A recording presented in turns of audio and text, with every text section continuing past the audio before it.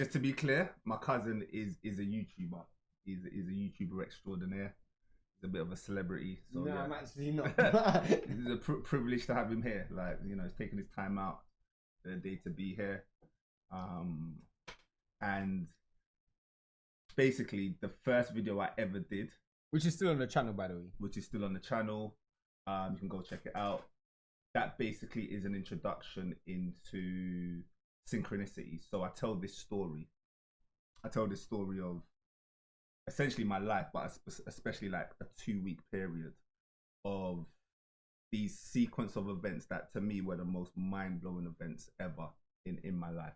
It was so significant. And my cousin, basically Shane, is a major part of that story, and so I had to bring him on for that first ever YouTube video. And so fast forwarding, I'm gonna guess a couple of years since, or at least a year since the channel's been live. 2 years. 2 years. Almost 2 years. Yeah, almost 2 years since the channel's been live. We I basically had events, I'd say about a week's worth of events that rivaled, if not surpassed. Yo, if not surpassed, I don't know. It is what it is. It is what it is. So yeah, this is gonna be different. Like, this is actually a bit of a different style. Cause yeah, dinner's come as well. Yeah. Dinner's come as well. Like, yeah, so like, yeah, obviously the missus is put on the food. That food's gonna get eaten as well. So yeah, it's a good thing, man. It's real good. But yeah. Oh, right. So I did get dinner as well. Yo, mad fam. That is mad. That is mad. All right, cool. So yeah, we weren't playing about. Got the dinner. Everything's popping off, man. Everything's popping off. Yeah, no, we're gonna have some fun today, man. Today's gonna be a fun day. All right, cool. All right, let's start. So yeah, the question I was gonna start with, you go. because you spoke about the previous experience in relation to this one. So the situation that you happened, what made you launch the channel, what you started the channel with. You said it was more of a. You said it was as impactful, if not more. That's probably the most surprising thing for me. Why would you say that for? Because I vaguely remember the story, and I remember the story being crazy. Not crazy, but like quite significant. But I didn't imagine it would be have so much of an impact on you psychologically. But maybe because you didn't. Well, this is a good time for me to understand. Why was that your initial? Why did you just say that as a throwaway sentence, or do you actually mean that? No, 100% I mean it. I mean it's clear because, all right. So in the first video, I go through this sequence of events that I would say was a birthing of my understanding and my birthing of like how significant what I was about to do was. So I've just launched a YouTube channel. I'm just about to launch a YouTube channel, and then obviously the person who I've listened to the most on YouTube, someone called Brother Panic, passes that same week in the lead up to me launching the video. So obviously I had a script for my first ever video, and it had nothing to do with Brother Panic passing. It had everything to do with whatever. Obviously I don't even remember what that video was about at the time. But all I know is that his energy caused a shockwave. Of course, which I remember. So we spoke about this on the video. It was like he's a standing wave. So he's an energy. He's passing was like a pebble in an ocean or a pebble in the sea, and then that's hit us in terms of how we've been impacted by it. Yeah, of course. And we're seeing the ripple effects and how we're seeing. So basically, the sequence of events happened. It's a 4-hour video as well, so we're definitely not going to do that today. But we got to a point where so many things were connecting up. I started telling the future.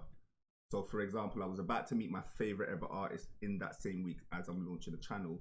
This artist called Jar9. It's a reggae artist, and I was like, I bet you I'm gonna meet her. I've got a feeling that I'm gonna meet her. I'm gonna be speaking to her, and I said this before. I called it out before. Also, remember the Phase on Love when you called him on the TV? Remember? Yeah. That was the next one. You really got to watch the video, can't listen. But the main thing then, based on your question, is that video, that was like me just working out and stepping into my power. You know, fast forward a year or 2 years later, I've just launched my wellness center, which is even more significant in terms of doing the work. So one is like more of a theoretical, oh, let's just start a YouTube channel. Of course. And then the other one is I've already put in a body of work, you know, 40 YouTube videos for whatever that is, you know, a whole bunch of readings and, you know, basically just solidifying this. So when these kind of events happen, it's much more directed. It's much more focused. I get a real clear understanding of what I need to do. Because of what happened previously, you no longer have to weave through all of the messages or the signs of just direct. Yeah. Like the decoding, obviously my practice in this decoding, it's an art form, isn't it? Of course. So obviously anyone that's followed this channel knows that synchronicity is like probably the number one. Most used word in this. yeah. Metaphysics, synchronicity, something like that is like the most used theme of the channel. So to a degree, we've kind of, I wouldn't say I've mastered it, but I'm on the road to mastery. And the way I was able to just break down these sequence of events that has happened in the past few weeks is pretty incredible. That's what's more mind blowing, and it's made me more of a central figure to my own story. So obviously, as you know, it's about I create my story.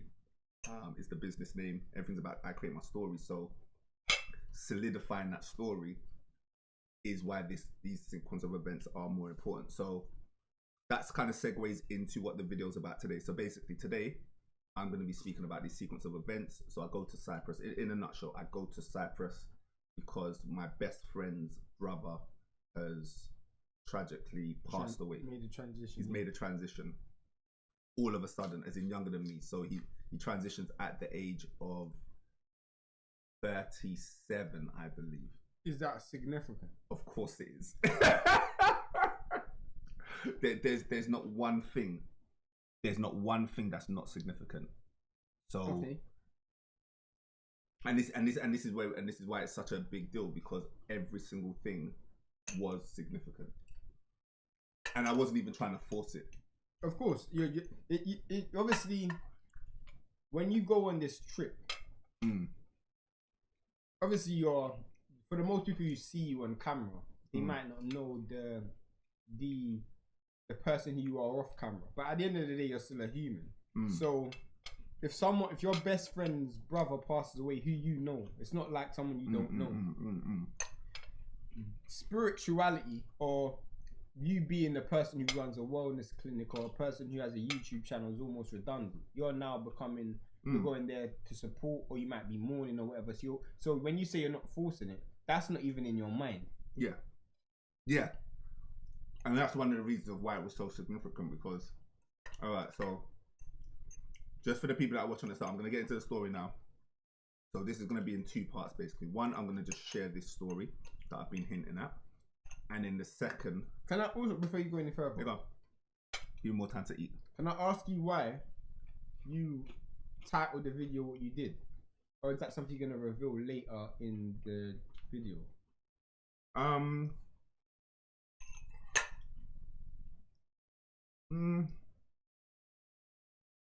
I'll reveal it.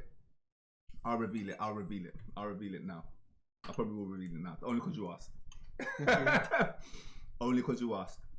So, but what you're doing with that question is you're making me go way back to bring in the history. So I mean, so I don't mind it, because we were gonna get around to it. It doesn't matter which way we come up with it. A story is a story. You can tell it. You can chop it up a million different ways. But I did want to say though that this video is going to have a practical end to it. So I'm going to give a formula on how to live that's life. going to be amazing. So, and this is just, yeah, I'm going to give a formula for how to die and not come back. Like literally, I'm going to give a formula away. So obviously everyone understands that I'm pretty mathematical, pretty scientific with this stuff. And so we're going to be breaking down the science of the alchemy of death, or the alchemy of rebirth, the alchemy of death, based on, you know, how to die and not come back. So answering your question of why we've titled it How to Die and Not Come Back, basically, is because in that video we speak about Brother Panic. And Brother Panic, basically, like I said, is someone I've listened to over 300 times across 20 years easily.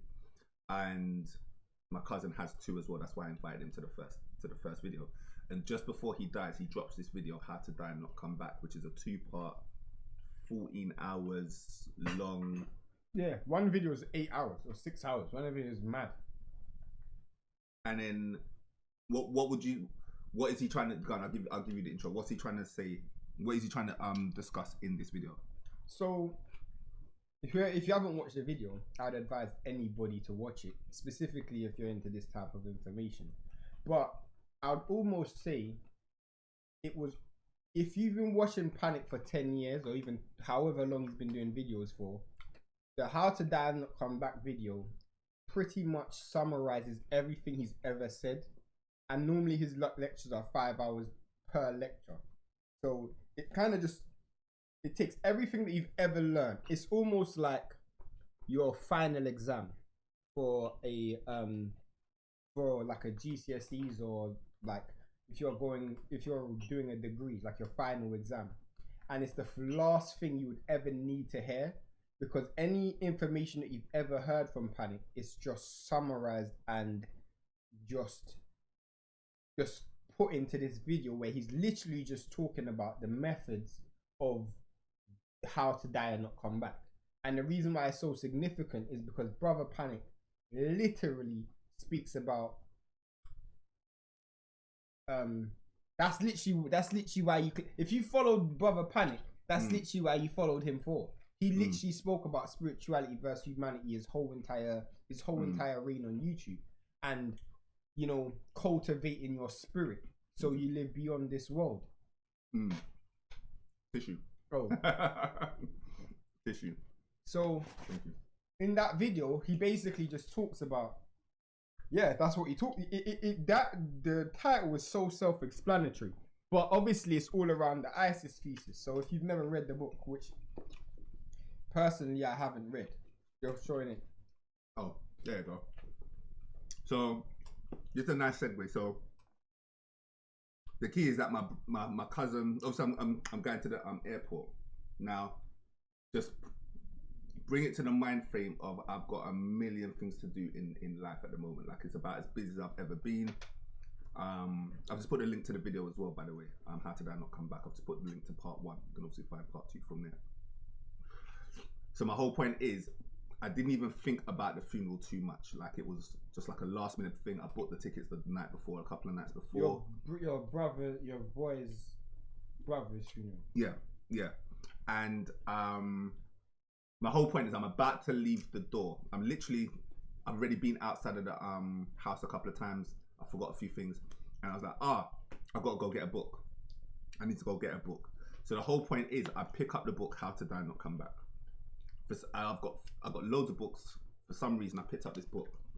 I think what was in my mind is, if I don't read this now, I probably won't get a chance to read this for years, because I know that this book is a significant book, and I'm about to get so busy with the wellness center and everything that I'm setting up. I also had the exhibition to do as well. So if anyone doesn't know as well, I did the Mind Body exhibition, which in the UK is the biggest exhibition for like spirituality, let's just say. So I put all of my eggs in that basket in terms of setting it up, and when I came back, the exhibition was going to be like in a week's from there as well, and I hadn't done anything to prep for that as well. So my mind is like all over the place. My mind is like split in terms of all of these different priorities. So when I pick up this book, it was real subconscious. Even I'm even doing hindsight to say why I picked up the book. I don't even know why I picked up the book, to be honest. I was just like, I need a book.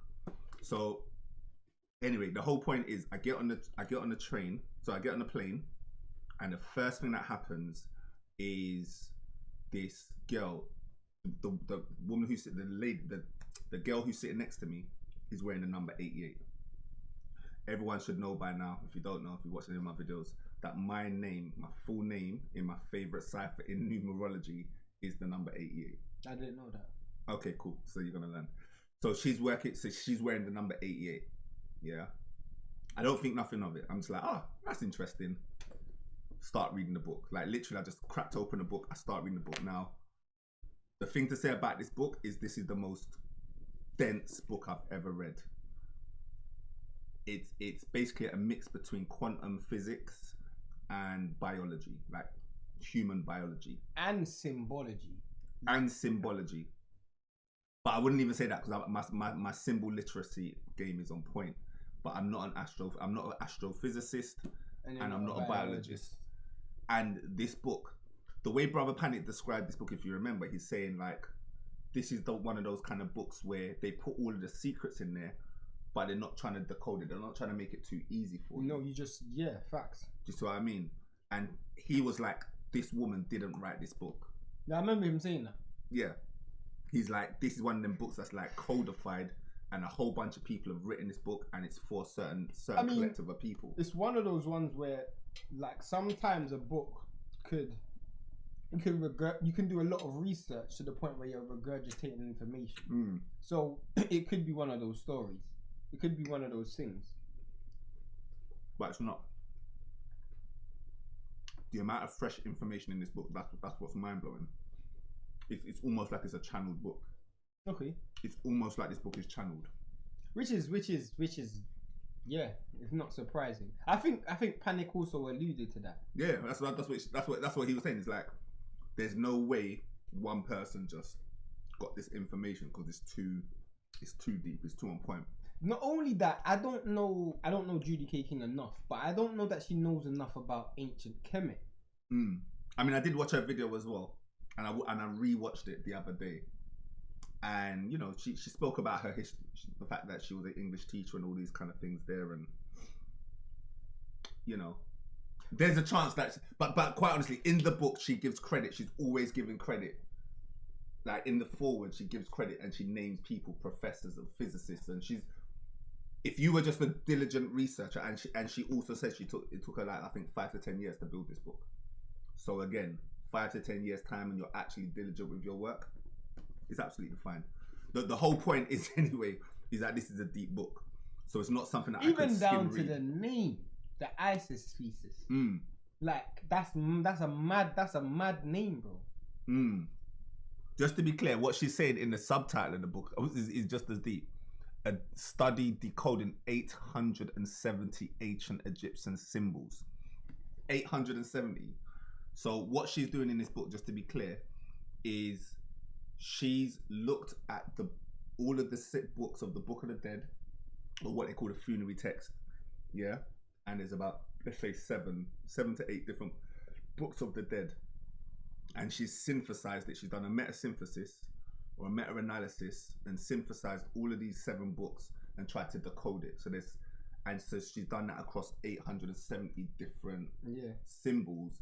And so, like in the book, it will say this symbol relates to this in your body, and then it also relates to this in the stars. So it gives you an as above, so below understanding or understanding. It's an unbelievable book, to be honest.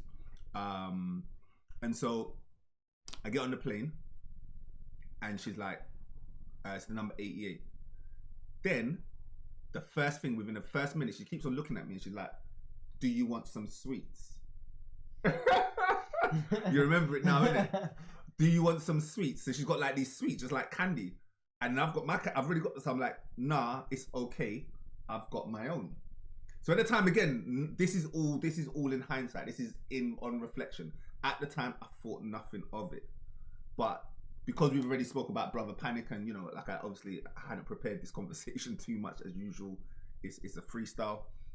But what's significant about that is that when Brother Panic passed, Can I say that? Go on.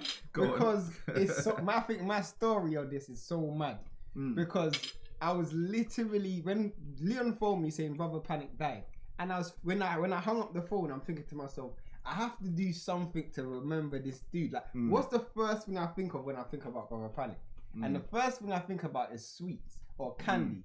And I phoned Leon back, and Leon literally says word for word, "Oh, I saw some sweets and I thought of you because you always say Brother Panic. I always remembered you and Brother Panic eating sweets." And in my mind, I'm like, it's so mad that you said that because I was literally thinking the same thing about Panic and sweets. You know what I'm saying? So when you said that, that's mad. I didn't even know that. You didn't even tell me that part of the story. Yeah. So, and just to be clear as well, so Brother Panic is an occultist. He's the first person. He would always talk about setting up an altar. Up until then, I don't think I had set up an altar, or maybe I had just set up the altar. And obviously I put the sweets on the altar. Yeah. You know what I mean? I had that for like a whole year. It was up. Do you know what I mean? I probably only got rid of it a few months ago. Those sweets, and I did something as well for it. But anyway, my whole point is she offers me sweets, and at the time I'm not thinking of anything. Like I said, I'm just completely in La La Land. I'm just about to read a book. She offers me some sweets, and then I'm like, I've got my own.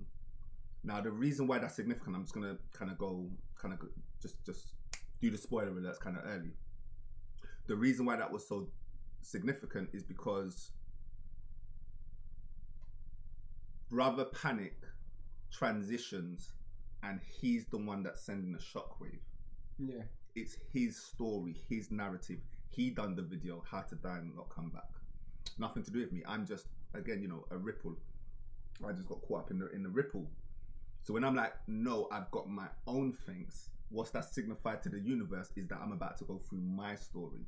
Yeah. And my version of the How to Which Die is and Not crazy Come Back. because if you understand it in appreciation for Panic, the altar had sweets on it. Even in the video, there were sweets in the video that we had just for that purpose. And then when it's time for your story, it starts with sweets. You know what I'm saying? So that kind of just makes sense. And look, just to be clear, we're going to do a synchronistic moment right now. The sweets that I put on my altar were Skittles. Seriously. My wife has just come. And he literally said before she left, do you guys want snacks? He said no. She still came back with sweets. And my wife don't listen to me. Anyone knows my wife, she don't listen to me. So she came back and Skittles. The Skittles was what was on my altar to honour Brother Panic. And she comes and she brings Skittles. I've not asked her for Skittles, I've not asked her for anything. He said he does not want no snacks. So literally, I'm fine. So like, do you want anything? I said no, I'm fine. Yo, I finally finished my dinner. Yo, that was banging. That was banging. So again, things like this is just it's just unbelievable to be honest. It's unbelievable. So again, I got my own sweets. Yeah. You know what I mean? So anyway, now I didn't know that this. So the t-shirt is by this brand called White Fox.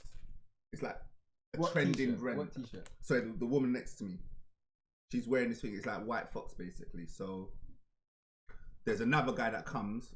So basically there's some girls on my seat and they're friends with some other people as well. So within 1 minute, this other guy gets up and walks past me and he's also got number 88. But I didn't realize that it's actually a popular brand. So like it was almost like the trending brand for the trip. Okay. This trending brand. So I'm just seeing the number 88 like everywhere. Like this brand, I don't think they don't. I just clocked something. Yeah. I just clocked something. You said he died at 37. Yeah. Does that not mean that he was born in 1988? No. Yeah. Oh, cool. Oh, you just clocked that? Yeah, because obviously you know that's 37? My sister's born 90. You know what I'm saying? She's 35. Okay. You know what I'm saying? So yeah, when you said that, I knew that. Yeah, cool. So yeah, so basically the guy, let me just say his name, Corin. Shout out to Corin. So Corin, he basically is born 1988. My full name is 1988. Excuse me, is the number 88. I'm seeing the number 88 now. I did clock that he was an 88 as well. So I'm not sure if I made that association. The thing about when it comes to synchronicity is about making those associations. So at some point, I saw that he was born at 1988, but you know, and I saw that before the plane. Because obviously, I've seen the leaflet. You know, Of course, the yeah. leaflet that people do when people die, isn't it? Now, obviously, it's got all his details and stuff. So I saw, oh, he's an 88. I did clock that, you know, back in the day. So anyway, get on the plane. That's one thing. All right, cool. I've read the book. Now I'm making notes on the book, and the book is like, it's in my mind. I got up to about page 70. It's a 4 to 5 hour trip. Speed reading or reading? Reading, word for word. It's a slow read. It's about as slow as I've ever read a book. Cause you're a speed reader, innit? So yeah, but can't speed read this book. I know it's important. There's no rush. One more rush for. So I get up to about page 70-ish, and it's good. But my mind is actually not getting that blown because obviously I've watched a 12-hour video about the book. So it's obviously with my fresh eyes though, I'm picking up certain different things, but you know, I wouldn't say it was revolutionary. It was just more of a reminder of its significance. I think that's a better way to put it. So I get to Cyprus. Yeah, so I'm going to Cyprus. So that's where he is, because he's like a footballer. He used to be a professional footballer. Played in Cyprus, so on and so forth. So get to Cyprus again. So I'm staying with my next door neighbor. It's gonna come up later, but I'm staying with my next door neighbor's cousin, and they've invited me to stay there. So I'm staying there for free, all good. So in the morning, obviously I get back. So it's a nighttime flight. So I just get there, go sleep, wake up, and we go get some food from the beach. When we go get the food from the beach, or opposite the beach, basically, we go to a restaurant, whatever. Before I went back to the hotel, I was like, I just want to put my foot to the sand. I was like, I want to put my foot to the sand. So I remember this part of the story. Yeah, I was like, I just want to put my foot to the sand. And so when I go, he comes with me, obviously, and he's like, you do know Egypt is only 60 miles away from here. He uses the word 60 miles. Now it's only today that I clocked something about the number 60. So I'll get to that. It's to do with the Fibonacci sequence. Just to let you know, it's to do with the Fibonacci sequence. 60 has a significance in the Fibonacci sequence. Anyway, he's like, yeah, it's 60 miles away from here. So I'm like, that's interesting. I'm reading the book, the Isis Thesis, and he's saying opposite. He's specifically saying, so where I go to a place called Larnaca. I'm going to decode and break down all of this stuff. So I'm at a place called Larnaca, which is where an airport is. It's where we're literally staying as well. And he's saying that directly, if you were to literally just go straight, fly a boat, straight 60 miles, you're going to hit Egypt. I'm like, interesting. Keep it moving. And then... From Greece? From Greece. Cyprus. Not Greece. Cyprus. Okay. This is Cyprus. And it's the Greek part of Cyprus. You know, you got the Turkish bit. Yeah. Yeah. So it's the Greek part of Cyprus. So anyway, walking back to the car, and then he's like, did you know that that's one of the oldest, that's a real significant church? So like, see this church, you're like, that's a real significant church. The way you can tell that it's kind of like they've pulled it up, so they've made a big deal of it. You can tell they made a big deal of it. I'm like, that's interesting. Well, I didn't really say it was interesting. I was like, okay, cool. He's obviously talking. So then, but he says it at this, when I'm standing outside of another church. And so I look up at the church, and the church is called St. Lazarus. Yeah. So you can start to see the connections already. Yeah. My friend, I'm going to a funeral. By the way, just to clock. Are we clocking this? I'm going to a funeral. Yeah, which signifies death. Yeah. I'm reading the Isis Thesis, How to Die and Not Come Back. I'm in Cyprus, or Larnaca specifically, which is opposite Egypt. i.e. the Book of the Dead, and I'll just use that the English term for it. And then I go to the car, and then St. Lazarus is this church that I'm standing. So happened to stand at when he said, this is a sacred place. This is a sacred place. He's pointing to another place, another church, but I'm standing at this next church. So at that time, that was probably the first time when I was like, nah, something's going on here. Of course. You see what I mean? I'm not paying attention, but I'm also not stupid. The story of Lazarus in itself. Like, I don't know if people actually know. Oh yeah. So yeah, just to be clear, yeah, go on, please. Why it's please so important? Obviously, you have to understand, like, your family as well. That our family grew up in church, so the story of Lazarus isn't unfamiliar. But if you don't know, why it's so significant is he's going to a funeral. You're reading the book on how to die and not come back, in short, and he's standing outside of the church where Jesus raised the dead. The man who Jesus raised the dead, that's the man who, when they talk about how Jesus can raise the dead, the reason how we know that is because he rose Lazarus from the dead, right? 100%. So when you look at all of that, and by the way, nothing is like, you couldn't plan that. It's just, it's just what it is. It's just an accident. Obviously, it's synchronicity, innit? So yeah, continue with your story. Sorry. 100%. For those who don't know who Lazarus is. Yeah. 100%. So, all right, cool. Now, I'm not gonna go through all 50 today. Like, at this whole event, there was a time when I explained it to someone, and I explained it in about 3 to 4 hours. And I had about 50 things happen when I was out there. That was just one of them. And that's, yeah, I mean, I've already explained maybe 3 to 4 of them. Yeah. I maybe explained 3 to 4 of them. So, we'll skip. So, we get to the next day. I'm gonna do the shorter version. So we skip to the next day, the day of the funeral. So I get there the day before the funeral, and then we now have the day of the funeral. So by now, a few other things have happened, and by now I know fully. By the way, sorry to cut you off, because this might be significant. You know, the day before the funeral, did you not do anything? No. Okay, cool. Because normally in Jamaican culture, you know, the day before the funeral is the wake, innit? And you know what I'm saying, but continue. Yeah, nah, we didn't. We didn't do anything. Right, cool. Go on. So by now, I've been on the laptop.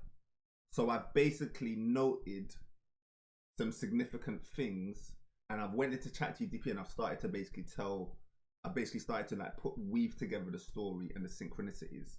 Yeah. So, and what I realized on that day, I realized that what was happening to me was a retelling of the book, or a signifying of this particular book. So this book, if anyone doesn't know, you have the Egyptian Book of the Dead, which talks about what's literally the instruction manual for what happens when you die. And just to say, it's symbology. So if I presume most people wouldn't have watched like Annie Took Down Panic's channel, but the reason why that's so important is because different cultures, because if you have to look at it from this perspective, if you're part of a specific system or specific culture, when you die, you have specific worship systems. You also have specific, not only specific worship systems, but you would have your understanding or understanding of heaven or your destination. And when you die, you want to direct that energy to the same place. So, for example, if you're Christian, you talk about going to heaven. But if you're from South America and you literally grew up as a Mayan, you'd have a completely different understanding or spiritual system that would be from the collective or the culture that you're from. Now, the reason why the Book of the Dead was so important is because the symbology behind it was, this is the instruction manual, play by play, based on the symbology or the understanding of what it is to be in and around that culture or to follow that culture. So the symbols and the signs will be normally in a line or align with that collective understanding or the collective belief system. I don't even want to use belief system, but that collective knowing system that everybody has within that culture. So that's why the Book of the Dead is so significant. But go on. All right, cool. So for the first time, I'm gonna bring up. I think I'll go into some details with the book basically. So when you die, you go into some place called the Duat, yeah, which is their version of the underworld, or you could say the astral plane, the underworld. You know, You could even say heaven or hell, basically, but another dimension. I mean, you know? they say was they say it for like the Catholic, or not Catholic, but like the Purgatory. Purgatory. So you could see it as the version of purgatory, basically. Yeah. Is your screen sharing? No. I'm just getting up stuff. I'm just loading up stuff now. That I'm gonna show. I'm gonna show the magnetosphere. Sorry, let me just get out one thing as well. All right, cool. Images. I have this stuff loaded already. All right, cool. Yeah. All right, cool. Let me now switch to the screen. Boom, boom, boom. Webcam, laptop only. All right, cool. All right, so what it's basically saying. So what the book is basically saying is that the symbology of the Book of the Dead is actually describing your transition into the astral plane and the journey that you need to take through the North Pole. Yeah, through the North Pole and out of the sun. And basically, when you die, the task is to head to the North Pole, the aurora boreal, the aurora, essentially. Yeah.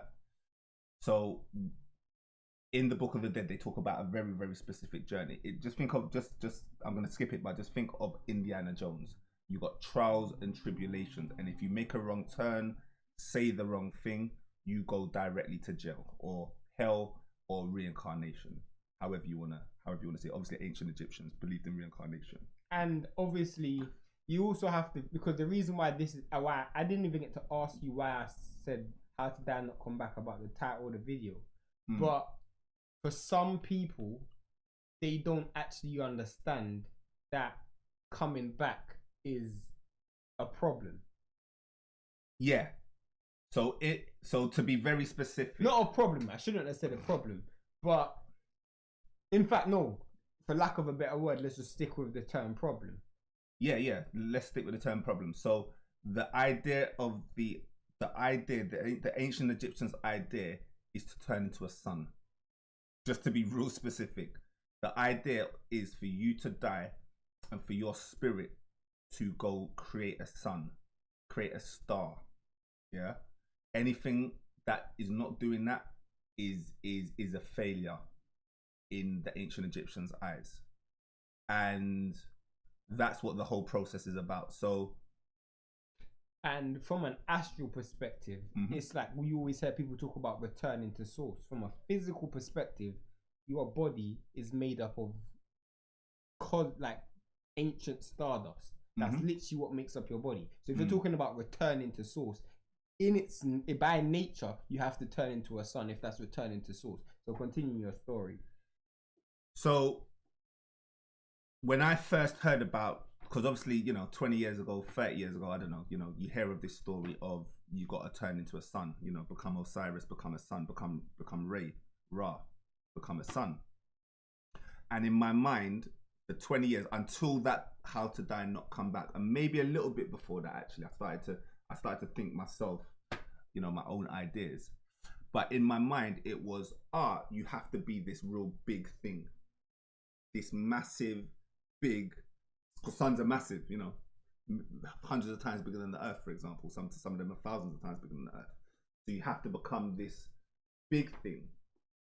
And what the ISIS thesis paper did is it spoke about becoming quantum, becoming small, which to me just made so much logical sense, because anyone that's followed my channel understands that I speak about people like nothingness.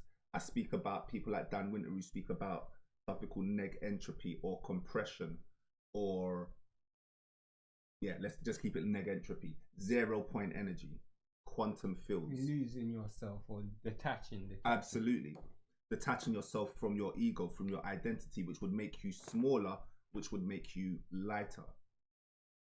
So this is about being lighthearted. And so the classic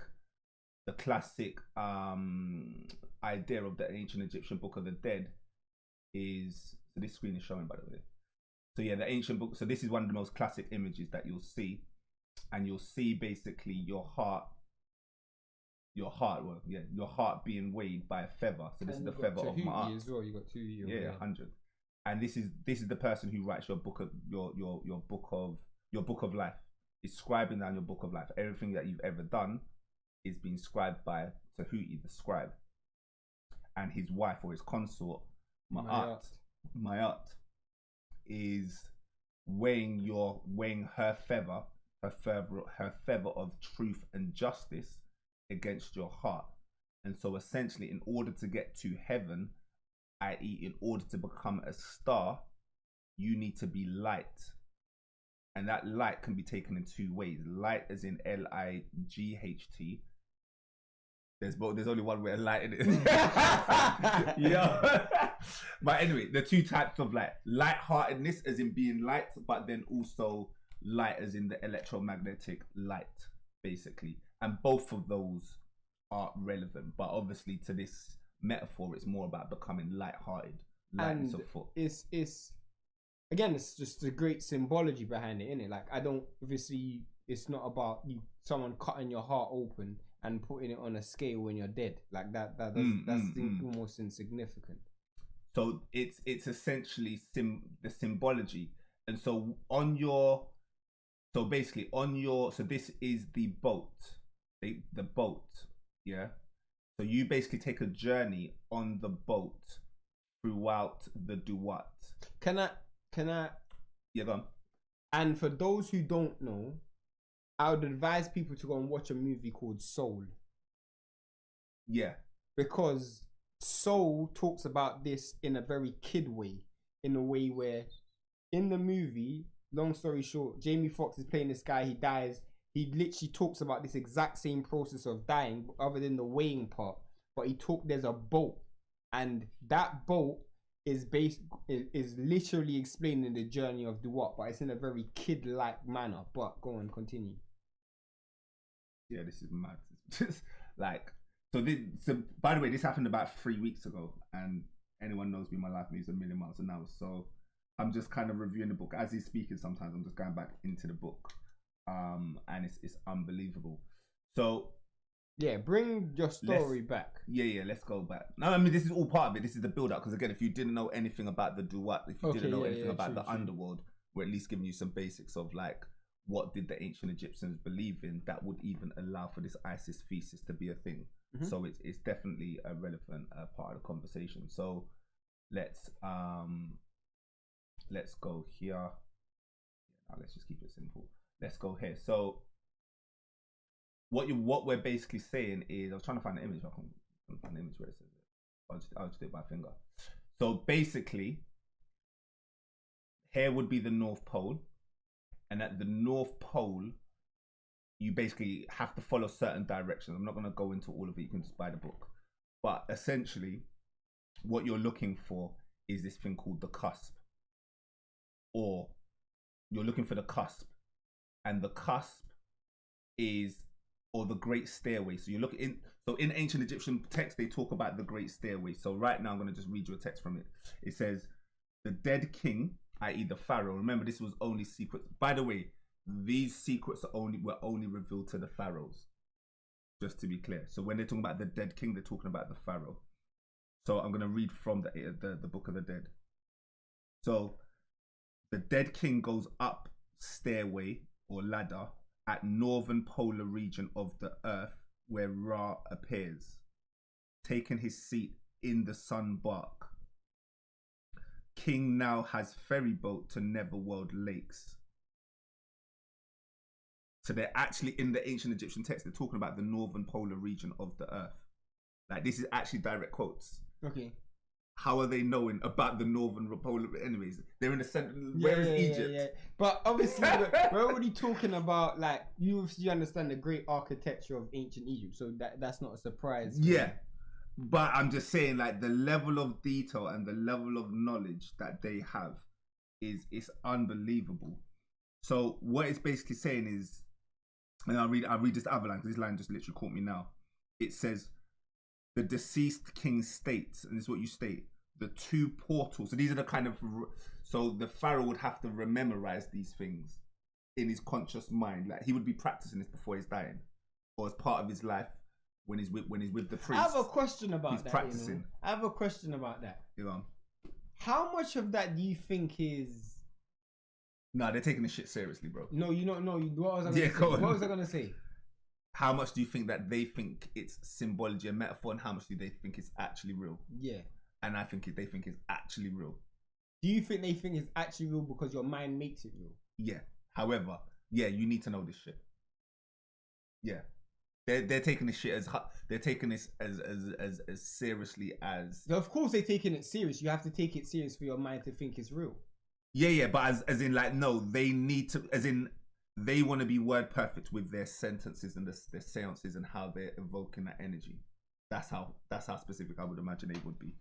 So they say, look, the two portals are open for me. I have gone up on the stairway. Yeah. So in the ancient Egyptian Book of the Dead, they basically say that you will meet these lines. You basically go past this snake. These snakes. I might come back to that later. But you go past the snakes. The snake story is a mad synchronicity, or it's just a major part of the story. But essentially, you go past these snakes, and then you hit this double-headed lion. Yeah. These lions that basically are opposite each other. And once you hit the lions are at the bottom of the stairway. And then once you're at the top of the stairway, you meet Ra. So what we're basically saying is, now this ain't the best image. There'll be a better image. Let me find a better image because that one focused more on the earth. Let's find one that's more focused on the sun as well. Yeah. All right, cool. So yeah, at least now you've got the sun in it.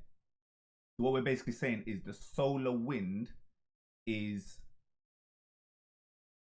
Ra. Ra is another word for the sun god. Yeah, of course. Yeah. So the sun god Ra or Re will meet you at the top of the stairway. And so what this woman's decoded is that you need to basically get to the cusp. Your spirit body, your astral body. Where you meet the two lines, which in this image would be obviously represented by the two sides of the. I mean, I'm assuming this is the. Yeah. This is the Earth's magnetic field, basically. Field, yeah. And so the Earth's magnetic field is resisting. That's what this bow shock is. So the solar wind hits the magnetic field, and it creates this bow shock. And this bow shock then has layers to it, which is where you get the magnopores and these plasma sheets and so on and so forth, basically. But essentially, the cusp is this point here. Again, this ain't even the best image as well. I found some better images today. But the cusp is, all right, where would it be here? Like there was one that was even saying the cusp. I'm not sure. I don't know. But anyway, whatever. Yeah, so the cusp is here. So this part here is the cusp. And this is where the solar rays is at its version of the 0 point. Like its version of the 0 point. And so once you get here, Ray will take over and take you to heaven. That's essentially what happens. Ray takes you to heaven once you meet him at the stairway. But up until then, there are these trials and tribulations where if you put a foot wrong, you basically get sent back or go to hell, whatever you want to believe. It's actually rebirth. All right, cool. So now let's do some synchronicity, yeah. Mm-hmm. All right, so let me just show the screen. Let's go back to the face. All right, cool.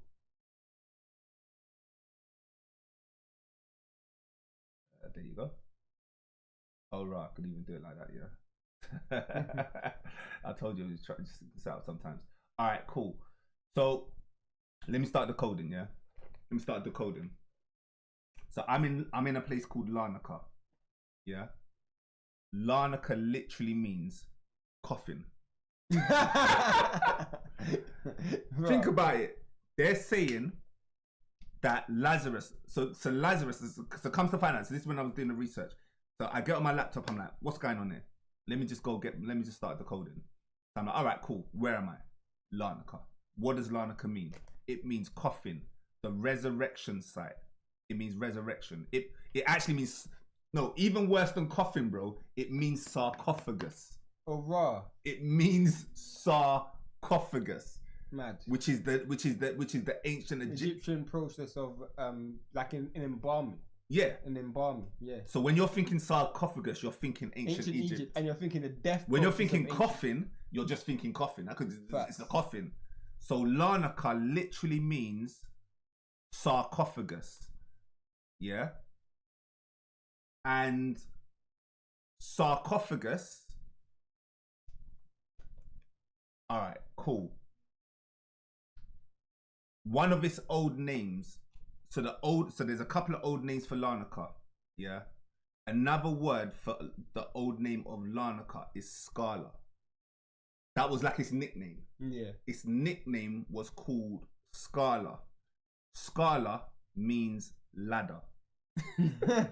Like, so are we getting this, people? We're talking about stairway, staircase. We're talking about death. And the Egyptian process. The ancient Egyptian process of death. And I'm in a place where it's not just Lazarus, because everyone knows Lazarus. No, they're actually saying, when I read the story, they were saying, no, this was where Jesus resurrected Lazarus. This is the actual place. That church there was the church of where he was resurrected. I didn't know that. I didn't even know about Jesus. In Greek Orthodoxy, they've got everything patterned out, like places and everything's patterned out. Enough. So I'm saying that in their patterning out of sequence of events of Jesus' life story, they're saying that Larnaca is where Lazarus was reborn. Okay. Literally. So he's the patron saint of Larnaca. Okay. So you understand about patron saints and stuff? Yeah, of course. Yeah, just what I mean. So he's the patron saint of Larnaca. That's how mad it is. And the old name for Larnaca is Scala. Or sorry, the nickname for Larnaca, the old school nickname for Scala, one of his early names, is Ladder. Yeah? So when I get back, I clock that one. So we'll break down Scala. So also, just to emphasize, you're here for a funeral. I'm here for a funeral. Just to re-emphasize, I'm here for a funeral.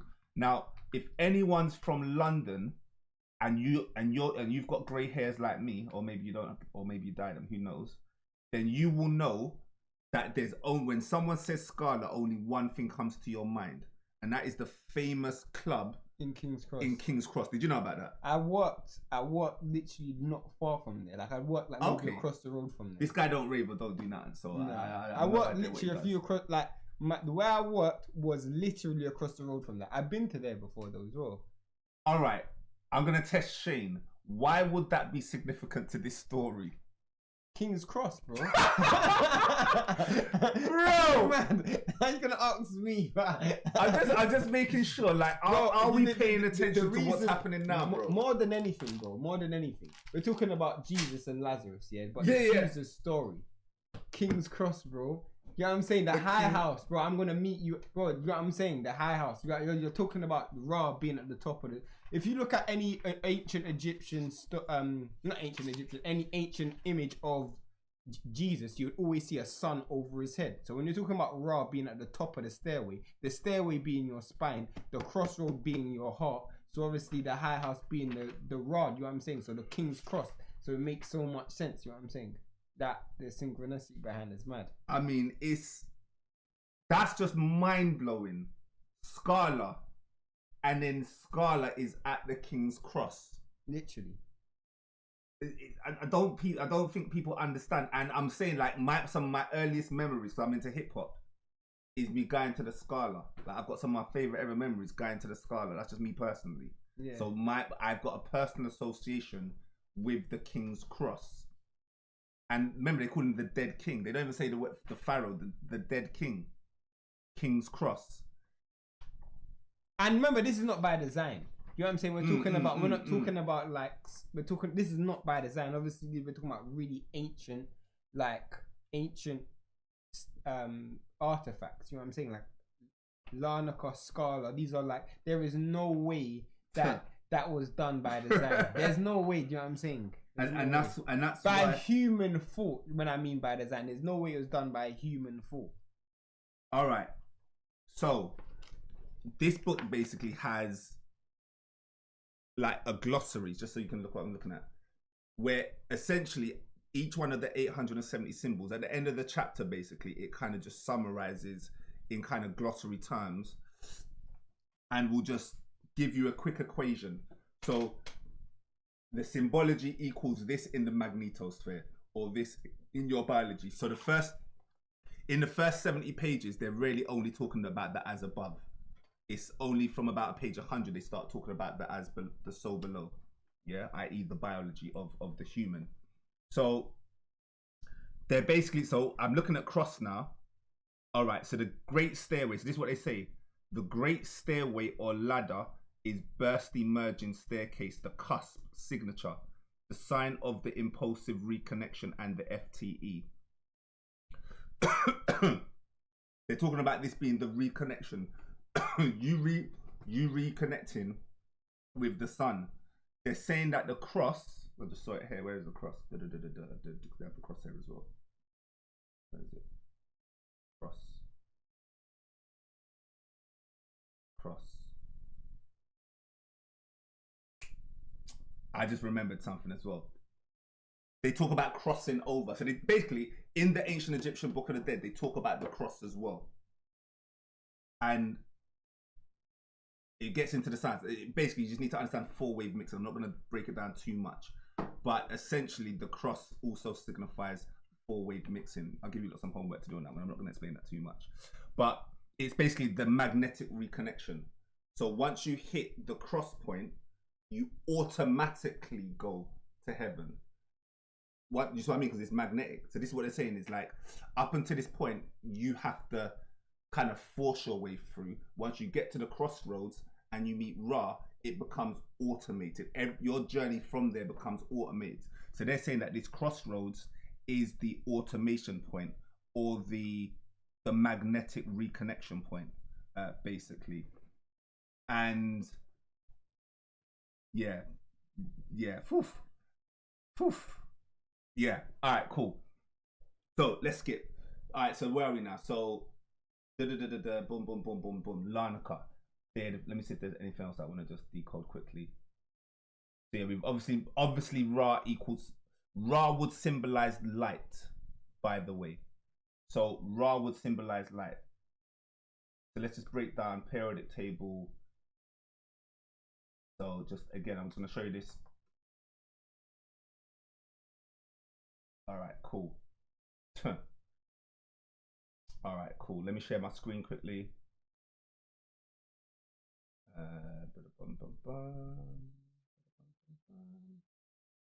All right, cool. So we're sharing the screen now. Why is the number 88 significant? So I know, because again, obviously, because my name is the number 88, every time I see the number 88, I am studying that, like, just obviously. Now, the first thing that I got into when I got into the number 88, or one of the first things, is this element called radium. Yeah? So number 88 equals radium. Ra. What's the first two letters? Ra. The actual, if you're thinking about the etymology, ray would be one thing, and then dium, just like you got cadmium and and neodymium, and you know what I mean. So the second part to the word. So Ra is the first part, then you got dium. So Ra. What's the actual? Is RE the? Yes. Ra. That's mad. Ra. And just to be clear, that the symbol for radium is Ra. Yeah, I was gonna say that's mad. So Ra. This stuff is no coincidence, by the way. It's flipping nuts, bro. This is just the way the universe works. That's so nuts, bro. You actually deep that, yeah? You should actually deep, right? That's so nuts. Because obviously you were seeing 88 everywhere when they're playing in it. And then look. So look, as I say, this is the royal... No, bro, you're not understanding what I'm saying. Sorry, say again. You're on the plane, bro. Yeah. You're seeing 88 on the plane. On the plane, I know, traveling. That's what I'm saying. That's what I'm saying. It's mad, bro. Yeah. That's actually nuts, bro. Yeah. That's crazy. Yeah, we're going to get into that a bit later, but just to be clear, I'm traveling, which is also Jupiter. So Jupiter controls traveling, controls abundance, controls travel. Jupiter was sometimes seen as the second sun, just to be clear.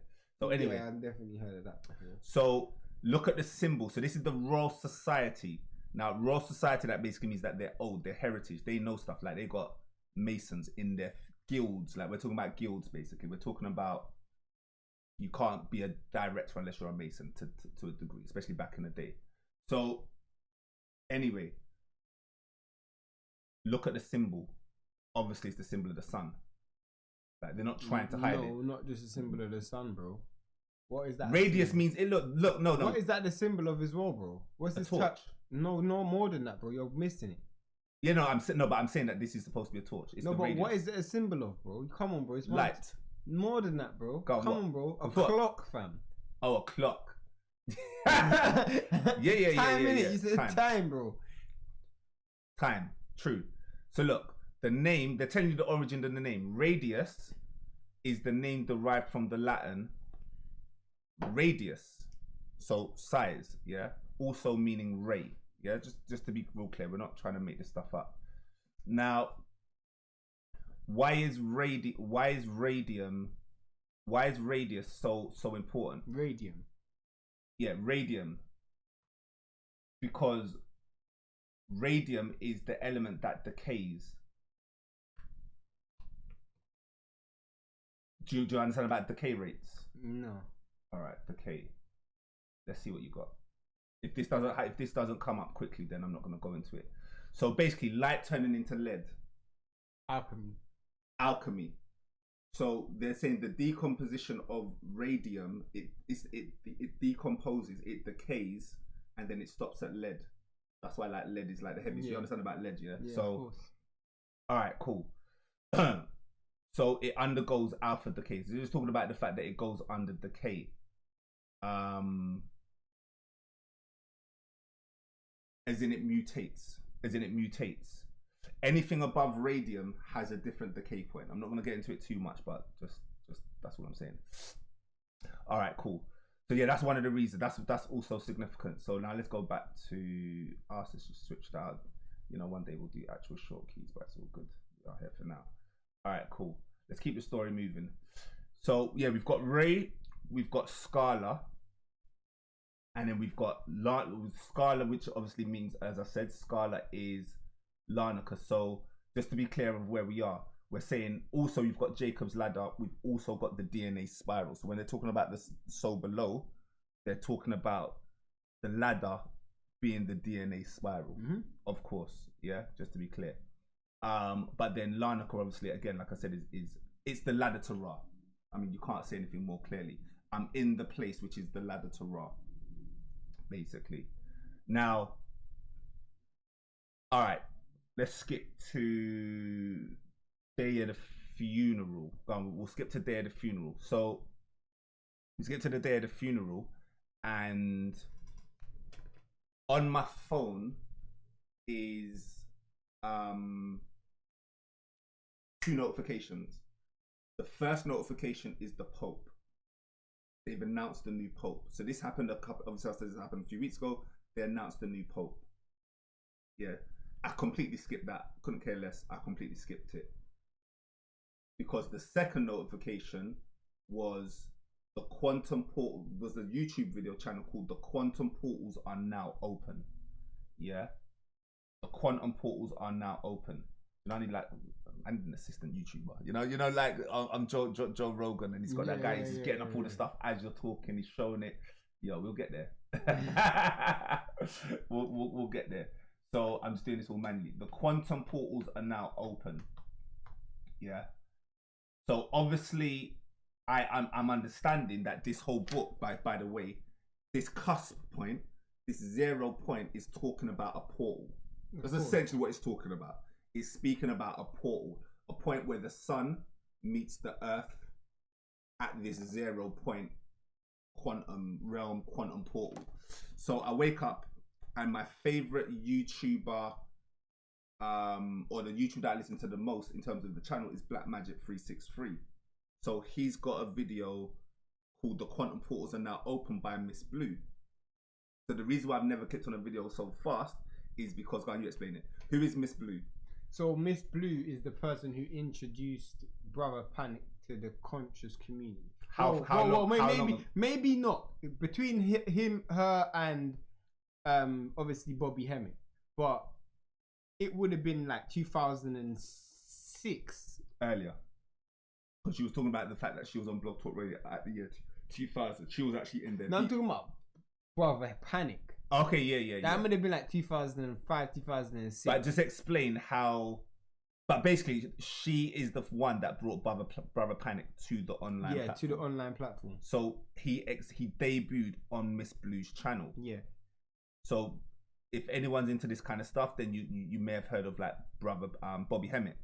So Bobby Hemmett is. Go on, you explain it. Go on. Bobby Hemmett. What's the relationship? Bobby Hemmett's like Brother Panic's like mentor, the person like not the literally Bobby Hemmett is the forefather for like the conscious community when it comes to like deep metaphysics and occult science. He's probably one of the first people I've ever heard even say the term occult before. Like, you know, he kind of demystified the term occult, and then obviously Brother Panic then, when this YouTube era, took it to a whole nother level. But he wouldn't have been able to do that without Miss Blue, because before Brother Panic never used to like to even do videos, and then he started to just go on Blog Talk with Miss Blue, and from that point Miss Blue just he just then went on to be what he went to be. Do you know what I'm saying? 100%. So look at that, the eye. Anyway, that's what he calls himself, Radiohead Rich. He only started calling himself that recently, by the way. That was like maybe like last year. So the reason why I've never clicked on a video so fast in my life. By the way, I've never seen how Miss Blue looked. I've never seen until when? Until you showed me the other day. Like, I've always obviously heard her voice. She's got a very, like, for those who don't know, Miss Blue's got a very, very spiritual voice. Like, her tone of sound, you can just tell that she's just gonna say, like, she's got a very, very spiritual voice. Soulful voice. Yeah. Like, yeah, it's not gonna play, like, it won't play through this. We don't have the speakers, but yeah. Plus, I don't want to get any copyright stuff. But anyway, shout out to Black Magic 360. But why this video is so significant? Oh, I thought you was gonna explain it. I was gonna explain it. Yeah, go on. You do it. Miss, obviously, Black Magic 365. What's his actual tag? What's his name? Black Magic 363. 363. That's it. Yeah. Black Magic 363 is probably one of the biggest channels, if not the biggest channels for like the conscious community. Yeah. And he's never done a video with what's her name? Miss Blue. Miss Blue. We are talking about, like, I don't want to say two lions, but you're talking about like two giants just coming together, and the whole video is about the quantum portal being open. This is the day of the funeral. Day of the funeral. So, all right. So what day was the funeral? So the funeral is on the let's go. I think it was on the 8th. Oh, I mean the funeral is when this video was open. Yes, it's 4 weeks ago. So 4 weeks ago, it's on the 8th. Yeah. So it's on the 8th of May. Yeah. It was on the 8th of May. Because my flight was on the 9th for me. Oh, yeah, I can't remember now. Either the 8th or the 9th. It was one of these 2 days, 8th or the 9th. I can get it up in a second. All right, cool. I'm going to blow your mind as well in this video, by the way. So anyway, so the 8th. So one of the things has already done it still. One of the things has already done it. Like, some of the things have already done it. All right, cool. So it's on the 8th or the 9th. All right, cool. So why this video is so important is I had to basically, in a nutshell, in the first 9 minutes, I've paused it 3 times in disbelief. Because the first thing she says is,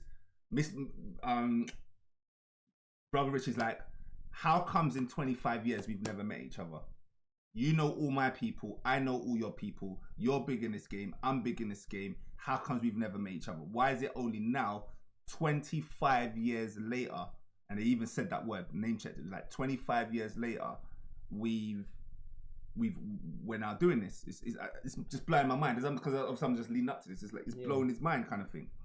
And she's like, well, if we met before, we're so powerful, we've raised the vibration of the planet. And if we had started off and collaborated when we were small and actually like kind of worked together and merged into one, you see what I mean? Yeah, of course. Whereas we were able to like mushroom and fruit and Yeah, you spread, do your thing, I do my thing. You know what I'm saying? but we're both raising the consciousness of the planet in both our own way. But now the quantum portals are open, and now and basically what she was specifically saying is she's more about herself. She don't really have too many guests on, especially anymore and stuff like that. So she's just kind of building her own lane and her own circle, whereas Brother Rich is much more like expansive in terms of like connecting with other people and so on and so forth. It's just like two different mindsets basically. So anyway, so that was that. The first question Miss Blue asks, sorry, the first question Brother Rich asks is, so you know they say travel. How important is it to travel? Literally, this is the first question. I'm on holiday, been on a plane. No, she's like, how is it important to travel? She's like, I'm really well traveled. Especially in my younger days, I was really well traveled because my dad's job. I don't know what I think it was in the military or something like that. So she was just like very well traveled at an early age, and then she got into the habit. And cause again, so Miss Blue is an oracle. She's like as serious as it gets. You go watch the video and see about halfway through when she tells Brother Rich something about himself that blows his mind. Like, how did you know that? Like, yeah, Miss Blue's the real deal. Like, if you wanna go get a reading, go get a reading. You gotta wait a long time, though. But you gotta wait 4 years. You might have to wait 3-4 years, but that's just what it is. That's how in demand she is. So anyway, like I said, it's absolute like a panic pack. Bruh, if you know, you know. So yeah, so anyway, so she's like, it's so important that when you go to travel, you go is to acclimatize yourself. Go acclimatize yourself. Now, the day before, obviously I was like, I need to go put my foot on the sand. I need to acclimatize myself. And she was specifically saying how different places will open up different channels in you. She's saying this in the video. In the first, she's like, literally, you go to different places and it's going to open up different channels because everything's energy. And you go, like, I'm real good at channeling. So obviously I go to different places. I can feel the vibration of the location, of the ley lines, of whatever, the energies that's coming up. So she's like real. And I'm just like pausing a bit. I'm like, nah, she's taking a piss. Then she's like, because again, I'm not even really, because I'm so busy at the moment, I'm not even getting into my divination. I'm not, as anyone knows, I've got a crazy divination app that does, omni divination, 60 different divination systems. I hadn't even, up until that point, I don't think I had looked at it for a whole month, quite honestly. For a whole month, I haven't even looked at it. Didn't even cross my mind because I'm setting up the wellness center and all these other bits and pieces I'm trying to set up, or that I'm setting up, that I have now set up. They're open, by the way. So she's like, this is a powerful time. So she's basically saying what's going to open up the quantum portals is the up and coming full moon. And what did she say? The up and coming full moon is in Scorpio. Please, people, are you understanding what's happening here? Not at all. This guy's not.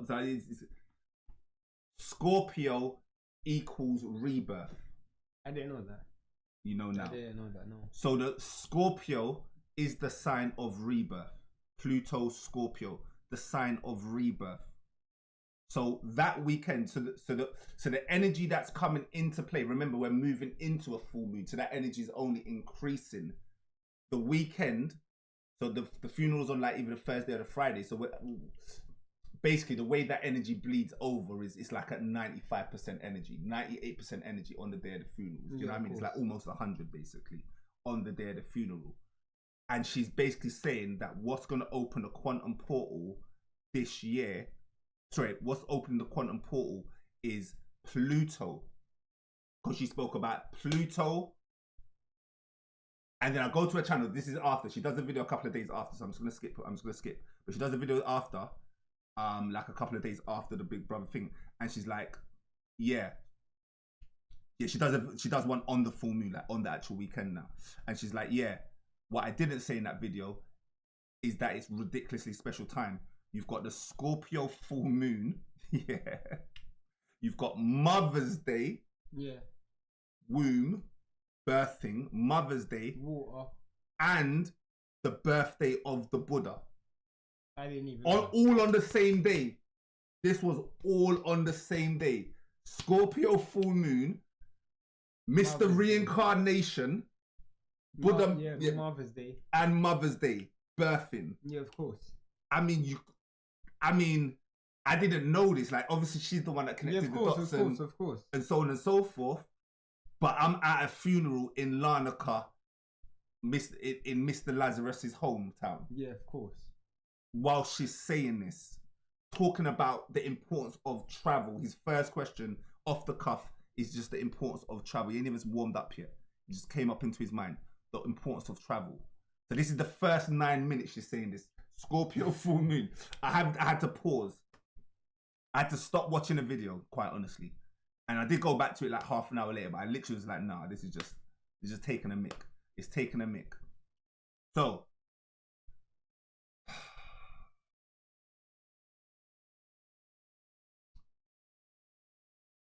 what is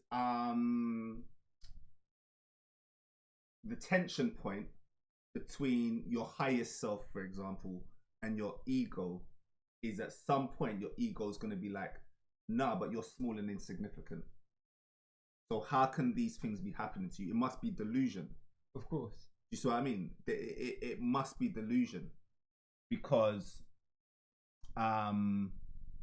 these things are not supposed to happen to, and like, who am I? Genuinely, who am I? Like, I'm not, who am I to a degree? But really, obviously, I teach you are the center of the universe. If in a universe that's infinite, you must be the center. And so to place yourself as the main character in your story is how you step into your true power and how you step into your sovereignty. Specifically, when you go back to your main point, innit? Which is your I think if you were to die, something that would have to be like put everywhere, which is in a world where the universe is mental, attention is your only currency. So absolutely, if that's the case, your attention, you have to be the center of your universe. You have to be 100%. So I actually stopped watching the video and I went back to the post that I first saw on my phone, which was the Pope is... Yeah, this story was a mad thing. When you told me this part of the story, I'll just let you lot know, yeah, this part of the story was where I was like, alright, cool. Now this is starting to become a bit of, this is just taking the piss, innit? Like, yeah. We're about to go mad. We're about to go mad. Like, what? If you thought I was going mad before, this is where the story gets a bit mad. Then, yeah, watch it now. Watch it now.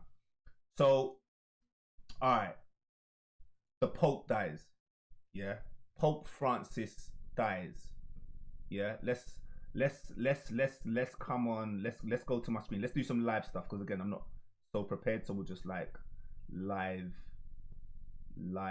shoot some stuff.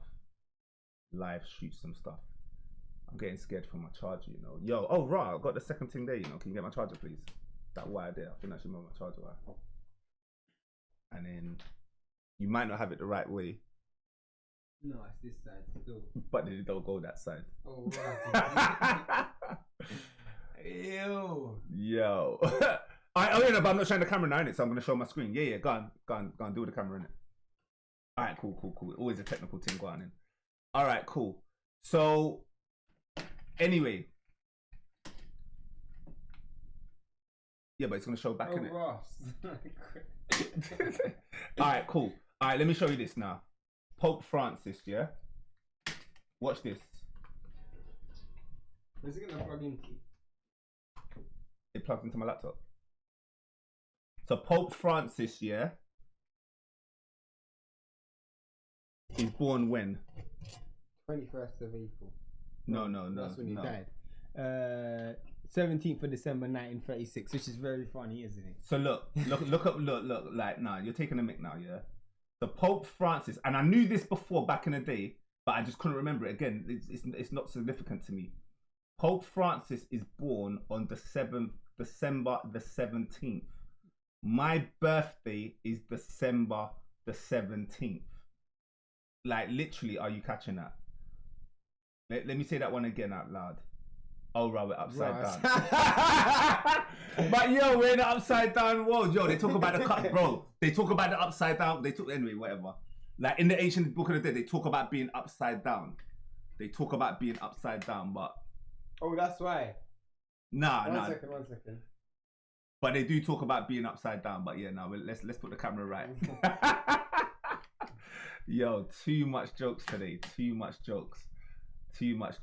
But yeah, my birthday is December the 17th. The Pope's birthday is December the 17th. Look at the Pope as well, by the way. Don't snooze on the Pope. If you know your Michael Roden numbers, please tell me someone knows Michael Roden's numbers. What are the Michael Roden's numbers for the spirit? 1, 3, 9, and 6. I didn't even Nikola Tesla says, if you know if you only knew the 369, you would know the secrets to the universe. The secrets to the universe are embedded in the 369. And when you understand Michael Roden mathematics, he also adds the 1. And you've literally got in the Pope's birthday 1936. So again, this is not to say whether you should be worshipping this guy, but it's to understand the symbols and the signs and the symbol literacy, the symbology of the Pope. Yeah, is a serious guy. Pope Francis, born on my birthday. Yeah, so Pope Francis is born on my birthday, and he dies. And then he dies. When does Pope Francis die? The 21st of April. No. Yeah, the 21st of April. Sorry, let's share this camera. Just so people can see this one, because people might think I'm making this up. It's too crazy. You might think I'm making it up. When does the Pope Francis die? 88. Rotted. My name, Leon, don't need to blow out my middle name. No, but I don't even say my middle name, because my middle name is significant for today. So my name, my government name is Leon Alexander Willoughby. That's why you don't throw the baby out with the bathwater with these name changes and stuff like that. It's a slave name. You've got a slave name. My name is the number 88. Yeah. He's on the plane. I'm on the plane. I'm seeing number 88 everywhere. My man dies. My man dies at the age of 88. And he only just turned 88 as well, by the way, also, just to be clear. Also, not just that, he was born in 1988. The person you're going to see. The person I'm going to see, Corin, he's born on the night, or he's born on 88. Yeah. So they then come to the new Pope, yeah? And this is where it just gets crazy, bro. It's like, I'm like, this is ridiculous. I mean, it's already ridiculous at this point. It's already ridiculous at this point, but yeah. What's the new Pope's name? Leo. Pope Leo. What is my name? Leon. Leon. You do know that Leo means Leon, means lion. It basically means that's lion. That's the part that's mad for me. That's the part that's mad for me, because can I just summarize why it's mad for me? You now, are talking about your journey, you're traveling, 88, all of that, yeah? What does it say you come to? The two lions, bro. The two lions, I know. Leo. You know what I'm saying? It's nuts, bro. It's so crazy, the timing of it. Like, literally, the day after you land, after all of the symbology that happened, after the death and the rebirth, you literally come towards the Pope Leo's announced. That's so crazy, bro. So Pope Leo is now. There's a guy that I listen to. Shout out to Decode Your Reality. Yeah, if it weren't for Decode Your Reality, I'm probably not here. Who knows? So Decode Your Reality has a breakdown and a decode on the Pope. I don't really listen to him anymore because I've just built my own stuff. So I've kind of went down my own tangent. But for the first time in a while, I was like, do you know what? Let me just listen to it. I didn't even finish watching it, quite honestly. But he said something in the first 4 or 5 minutes that I just paused the video. I didn't really even watch the video past that because I really got what I needed in that first 5 minutes. So he starts speaking about the number 88. I've heard his breakdown. The number 88 is the kind of stuff that I've got in my symbol literacy, my dictionary, basically, my symbol dictionary already. Yeah, so it's all cool. Some of the stuff I've mentioned already. So anyway, one of the things he says is he's the first Pope of, what's this? Pope Leo sent Augustine. He says, "Oh, he's the first pope of the Augustine, the school of Augustine, basically." So Augustine is obviously August, which is obviously Leo, Which is obviously the 8th month. which is obviously the 8th month. I know because I'm born in August, so. Yeah. So the 8th month, and you've got Augustine. Yeah. So yeah, he's from the order of Augustine. He's the first pope that's been from the order of Augustine. So I'm researching about Augustine because I've heard of that before. Like I've researched him before in my time. So Augustine of Hippo. I can't find it now, quite honestly, because I didn't have the time to try and look it up. I didn't have the time to look it up. But he's the guy that wrote this book called The City of God. Yeah, so just that's pretty cool, isn't it? City of God. Obviously, look where I am. But basically, he used to speak about oneness. He was one of the first ones that kind of spoke about oneness to a degree. He's a Moor, by the way. He's a Berber. Augustine of Hippo was a theologian and a philosopher of Moorish origin. Sorry, Berber is where you get barbarians from, are Moorish. So again, like let's just understand what's going on. Yeah. All right, cool. Quite honestly, I lost some of the symbology for this because I went down a little rabbit hole for like 10 minutes and bare things came up at the time, but I don't want to speak off cuff. Like I'm thinking of one thing, but I couldn't find it on time. All right, so the next one. Yeah, so the next one. I'm basically staying at my next door neighbor's house. Yeah. So I'm staying at my next door neighbor's house. Yep. I told you this one, yeah? I can't remember, go on. Yeah, so I'm staying at my next door neighbor's house. My next door neighbor's house, obviously, I'm staying at my next door neighbor's cousin's house. It was only at that point when I'm checking out all the Leo stuff, I'm like, shit. The person who I'm staying with, his name is called Leo. The person who you're staying with? Is called Leo. Swear down. So he's called Leo. I'm Leo. Pope Leo. I got the 3 8s. I got 3 8s.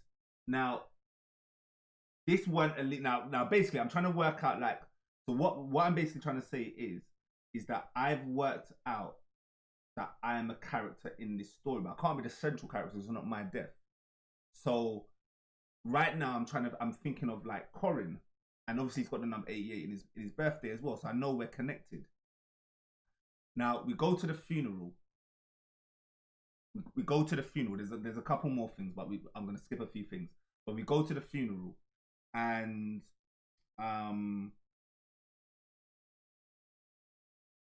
that's mad in itself, you know. What? That my man's name is Leo. I didn't even know that. Yeah, his name's Leo. I'm staying with someone. The house I'm staying in Cyprus, his name is Leo. Bruh. It's just you can't write this stuff. Just can't. Just mind blowing. Go on. Absolutely mind blowing. So I go to the funeral. Like bare things was happening on the lead up because we took a coach to the funeral, and on this coach trip, there's a whole bunch of synchronicities as well to do with my friend. Shout out to Jaden. I'm not going to bring it up too much, but I meet the old wise guy. Oh yeah. I meet my brethren. My brethren's name's Emerson. Shout out to Emerson. I meet one of his uncles who I've not met before, but my friend, like who I'm there with, so like one of my best friends is called Jaden, and I'm sitting with him. I'm with him quite a lot on the trips. I'm sitting with him on the coach, and then his uncle comes, and his uncle's like, you're Noah. He's like, Noah, Wagwan Noah. He starts calling him Noah. He's like, why'd you call me Noah? He's like, why you calling me? He's like, I remember. You? No, Jaden. He starts calling Jaden Noah. And you know he's like a wise, crazy elder. No, he's not a Rasta. He's not a Rasta. No. But you would be mistaken for thinking he was a Rasta. But you know, he might be a Rasta. He speaks like a Rasta, but I'm not going to just call him out Rasta. He had dreads. Who knows? And he knew all the church lyrics.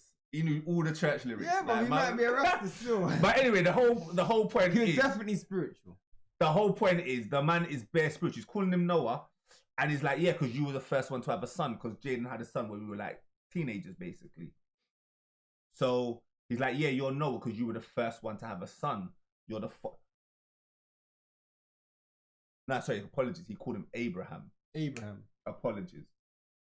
He called him Abraham, the father of the nations, father of many nations, basically. So he starts going into that stuff.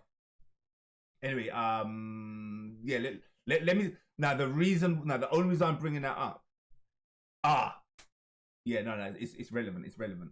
The reason why I bring it up, even in this part of the story, even though I'm skipping bare stuff, is because he gives him a name, and I go to Jaden. Don't think that he's chatting crap, because you could be like, oh, this guy's senile if you want to. He's like, no, I'm paying attention. I was like, no, trust me. When someone gives you a name, when an elder gives you a name, you should take heed to that. Facts.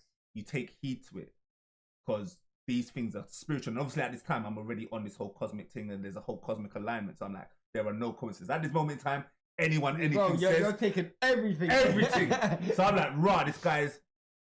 So he's calling him Abraham. Now, I'll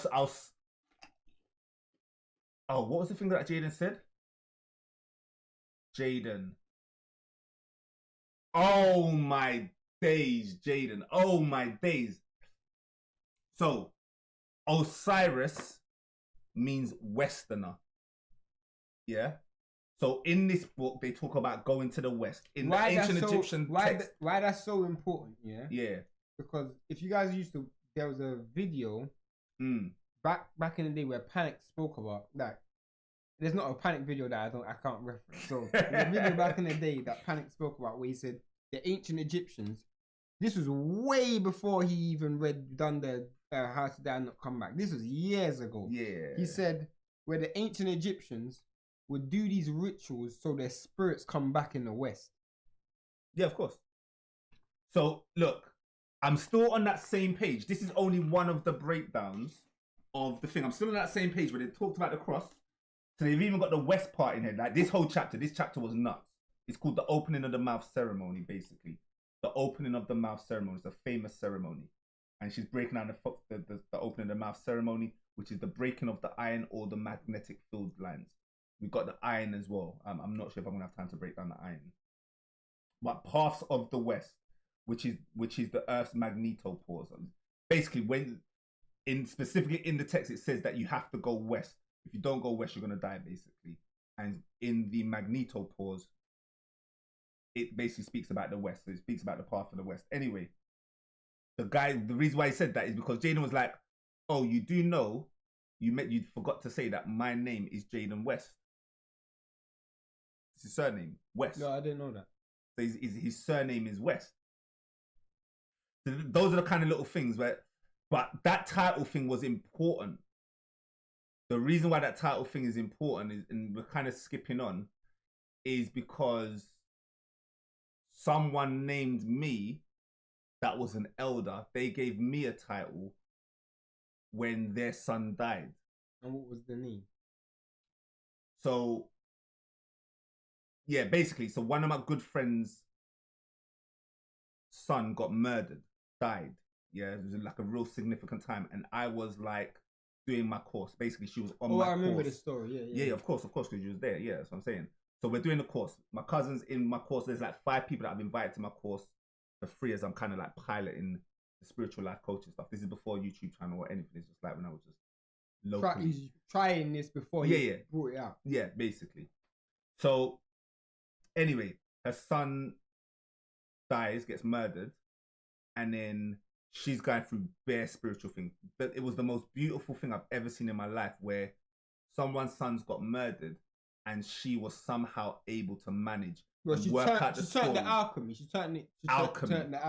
It was the most magical thing I've ever seen in my life in terms of how she was able to turn the lead into stay gold. In power. Yeah, trust me. Even through all of her despair, anguish, you couldn't think of anything worse than burying your son. Obviously, think about the coincidence of what's happening now as well. And not even just that, but it's how. Yeah. It's the trauma, you know what I'm saying? So, anyway, I don't speak to her for about 3 months after. So I'm speaking to her at the funeral. I go to the funeral, go to the thing. You know what I mean? Whatever. Then I don't speak to her for 3 months. Oh, yeah. Do you remember? Yeah. I remember the name. I remember the name. So I call her a couple of times, and she doesn't answer. So obviously, if you're not answering, I'm not going to press you because of you're going through a grief, and I understand it. It's cool. Just checking up on you at the end of the day. So I phoned her up. I don't know. 3 months later, trying my third time, and she answers. And all I say, sorry, let me just make sure. See what the screen's on. No, send me some juice, man. Safe. So yeah, all I say is, hello, how are you? That's all I said. I said, how are you? And she starts bawling. Bawling that then turned into like laughter. And she was like, that's why I didn't want to speak to you. That's why I didn't want to speak to you, because I knew you would do this. Thank you. She was like, I knew you would do this. I'm like, what? Do what? Do what?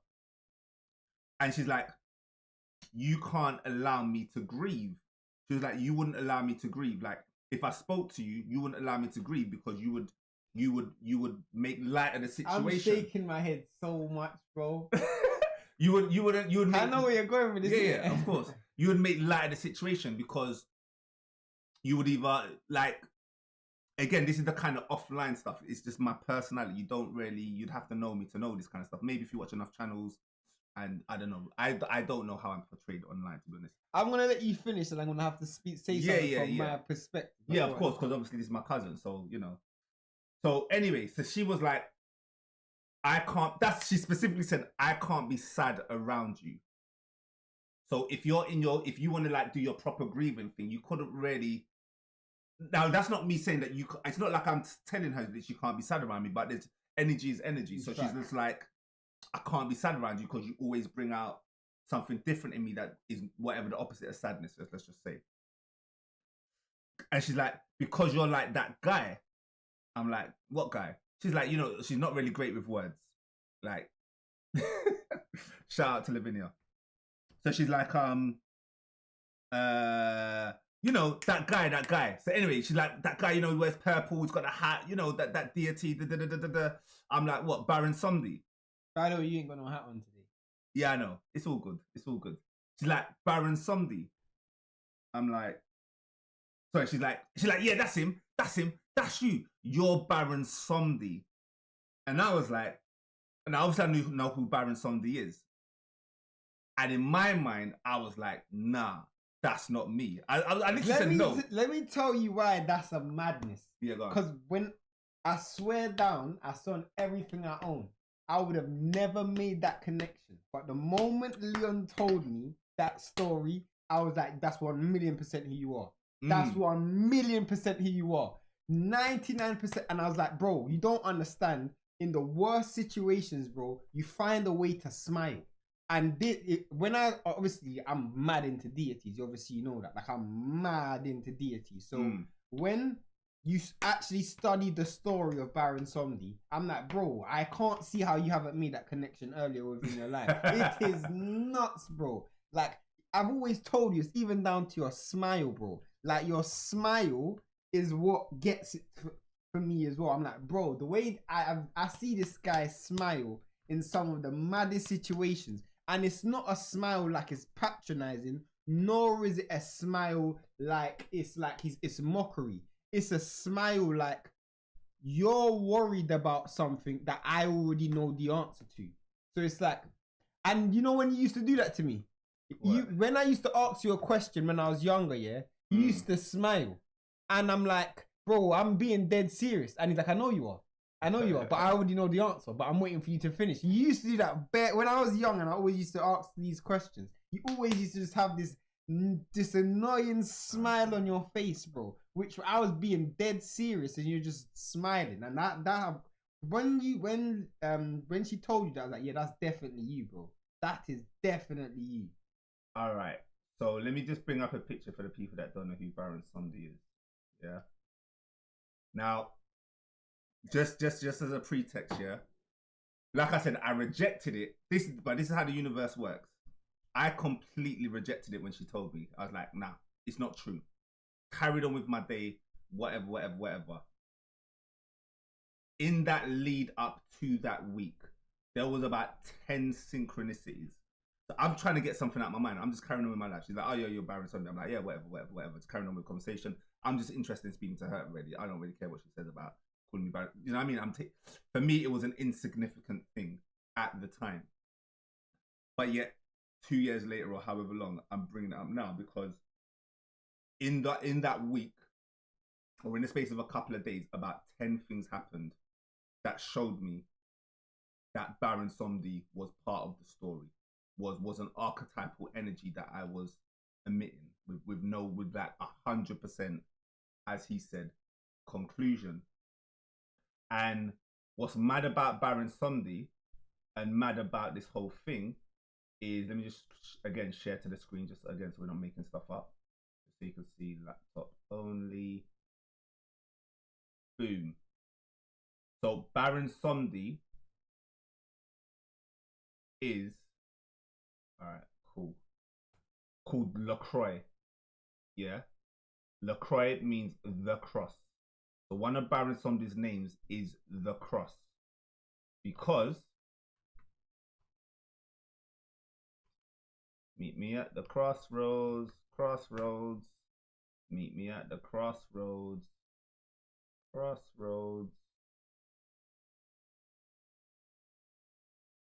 Baron Somdi is a Scorpio, by the way. I didn't know that. I just saw it now. Baron Somdi is a Scorpio. So anyway, But more than anything, than anything, is like, no, continue the story because I feel like I can't say it without revealing more of the stories. Cool. So yeah, in a nutshell, basically, Baron Somdi is the voodoo version of Ra, who meets you at the crossroads. I wouldn't even say that's specifically part of his story. He meets you at the crossroads at death. Like, he is the version of Ra in Egyptian. Of course, but 100%. The reason why I would say, even though I agree with that statement, I feel like there's a little bit more to it because Ra doesn't have a personality trait. You know what I'm saying? Like, if you understand, it maybe because of over the years you don't have the anthropomorphization is probably lost in translation. Yeah. But Baron Somdi, not only that, it's like he's obviously, remember you spoke about the automatic journey, that journey being automatic. Yes. It's not that there is no hardship to it. Yeah. And it's the fact that we're talking about a very traumatic experience. You're dying going to the other side. Baron Somdi being the person that meets you at the crossroads, you're always that person who again, it's difficult for me to speak because I'm always going to speak from my perspective. But when you look at it I can't say it without revealing the story. Do you know what I'm saying? And obviously the situation that you're currently in, I guess I would have to summarize it at the end because I don't really know the story. It's calm. So, yeah, to be specific, one, Baron Somdi is always smiling. So when she was like, you're Baron Somdi, the 1-for-1 connection is that even in death, even in the worst situations, and this guy is obviously an underworld deity, to be clear, he's an underworld deity, so he'd represent Anubis to a degree, but then also Osiris, but then also Ra. Like, he represents quite a few. Like, you know what I mean? It's not a 1-for-1 direction. These are archetypes, by the way. You've got to be mature about these things. So it's the fact that he's always smiling, and he meets you at the crossroad, and he takes you. You see what I mean? So yeah, it's just real. It was just crazy. So my whole point is, just to be real clear, stairways and the crossroads is kind of like the same thing. Just to be clear, we're talking about something very similar, if not the same thing. So that was mad. The funeral. The funeral. Oh yeah, sorry, that's it. They then do the eulogies at the funeral, and sorry, no, they bring out the funeral. So yeah, let's show my face here. So they basically bring out the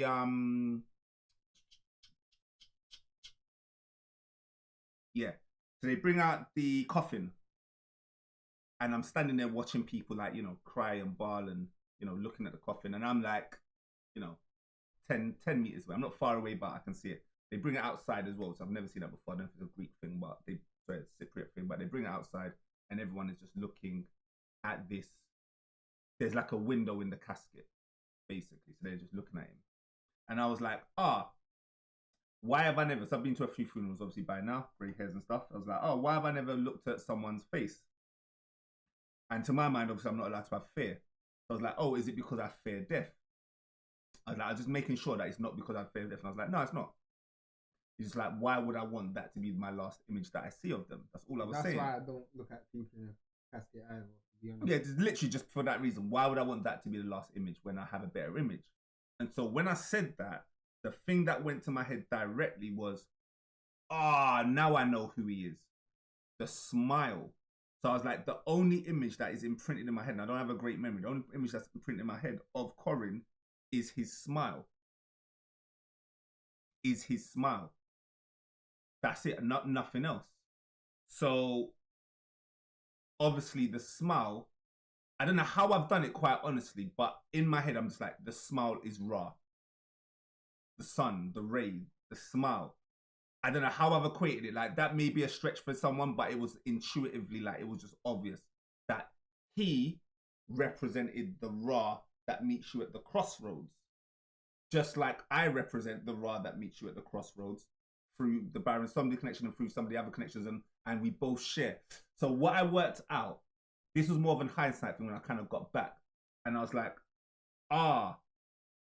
so in this Isis thesis, they talk about the lion. Let me see if I can get the lion's name. Let me see how early I brought the lion's name in. If I can get the lion's name. Let me see. Let me see. Definitely raw. I made notes of it. Yeah. I'm literally just looking at my notes now. Baron Sunday. Alright, anyway, whatever. I can't remember the lion's name. But anyway, there is a deity. Let's Google it quickly, actually. Is a double lion. Ancient Egypt. I do want to get his name right. Aker. That's it. Aker. It's just the name. So basically, there's a twin lion that appears, and basically there's an Aker. So this ancient Egyptian deity called Aker was the ancient earth god in ancient Egypt. He was believed to be the guard of the gates at the dawn from which the sun rose each morning. So basically, he represented the horizon. Yeah, so you'd have one line that looks at the west and then one line that looks at the east, facing opposite each other. And obviously, they're basically looking at the equinoxes. They're basically marking the spring and summer equinoxes, or the rising and falling of the sun, basically, i.e. the rebirth. So again, they're connected to the rebirth of the sun. And in between them, so the symbol for Akka, and I'm looking at it now. The symbol for Akka is the. Go on, I'll do it quickly. The symbol for Akka is the. Fullback. Yeah, there you go. The symbol for Akka, we'll just zoom it like that. It's fine. As you can see, it's the sun and then two opposites. So they represent the horizon, basically. So again, like I said, at the bottom of the staircase is the lion. So what I clocked, I was like, now I get it. Because I'm trying to work out, basically, just to be clear, what I'm working out in this, the happening of this event is who is who. No, but I'm glad you said that, because I've just deeped that you could have been everything in this. Yes. Yeah, absolutely. You could have been everything in this. I know that, and that's where the discernment just came in, because quite honestly, I saw myself as different roles, but I definitely saw myself as two main roles. And definitely one was the lion, and also was Ra, but then the lion. So the But then lion. you could also be the observer. Or even though you ain't dead, even though you forget the fact that you ain't dead, forget Mhm. that. But remember, this is the journey of Yeah. rebirth. Yeah, Yeah. it started from the moment you decided to grab that book. Yes. You know what I'm Yes. saying? Without this book, this story doesn't happen. Okay, cool. You go on the plane, you're making the journey, right? 88s everywhere you go, right? So you have to look at it like you personally observe this process. This is the Lazarus story, bro. This is the Lazarus story. You observe the process of death, but you didn't go over the other side. You rose. You came back from the other side. So that you could also be the observer as well. You could also be the person who went through that process as well. The person, because it's for you to come back and tell the story. Ah. Okay, cool. Yeah, no. You segued it, smashed. You smashed it with a segue. All right, cool. So Akka becomes like Akka takes central point because obviously Akka is the lion. I've got the Leo. You know, we've got it literally like 5-6 times. We've literally got about 5, 6, 7, 8, maybe eight lions up in this place right now. Literally, bro. Yeah. You got the popes. You know what I'm saying? Yo, you got my everywhere. man called Leo that you're there with. It's mad. It's mad. It's everywhere. But the key thing though, I will focus on is the 2 lions. And what I realized 88 is that he represents one of the lions and I represent the other. The one that he represents is the lion that's dead, or because he's already transitioned. So he represents Ra that takes you into the afterlife when you transition, but I represent the lion that takes you into the morning, like the sunrise. Okay. Oh, Ra. That's just what I'm trying to say. So I'm the lion that's here alive. You're the lion that's here observing the rise. And yes. He's the lion that's there observing the fall. Yes. That's what I'm trying to say. Even the way you framed it, I didn't frame it myself, but that's why you're here, because we bounce off each other. So I love that framing. I prefer how you framed it to how I framed it in my head before. You know, there's actually, and in ancient Egypt, yeah, you know, you mentioned about Ra, yeah. You know, there's a theory within ancient Egypt that, you know, obviously you've heard of Amun, you've heard of Aten, and you've heard of Ra. Yeah, the three sons. The 3 sons, yeah, go on. Ra being the rise, Amun being the end, and Aten being the highest point. You know what I'm saying? That's why you got the hidden son. What do you mean? One of the 3 represents the hidden son. Don't ask me which one's which, but yeah, go. The reason why I say that is obviously for those who don't even understand, like, the synchronicity between like Akhenaten and Tutankhamun is the fact that one of them had Amun at the end of their name, and one of them had Aten. One of them worshipped the sun at the highest point, one of them worshipped the sun at the fall. You know what I'm saying? So it's like when you're talking about the stories in relation to ancient Egypt, it's quite similar in the sense that one of you is going to be the one that's. And it's weird because where does Emerson fit in this story? Oh, we're gonna get there. We're gonna get to Emerson. Don't worry, I got you. So, and I'm not gonna get there now. But yeah, we will get there. So what am I showing? Let me just see. What am I actually showing? Am I showing my screen? Okay, cool. I'm not showing my screen. All right, cool. So where are we in the story? So like I said, I recognize that he's the son. He is also Ra that meets you at the top. And so we're all connected. Remember, lion. Oh, just to be clear, sorry.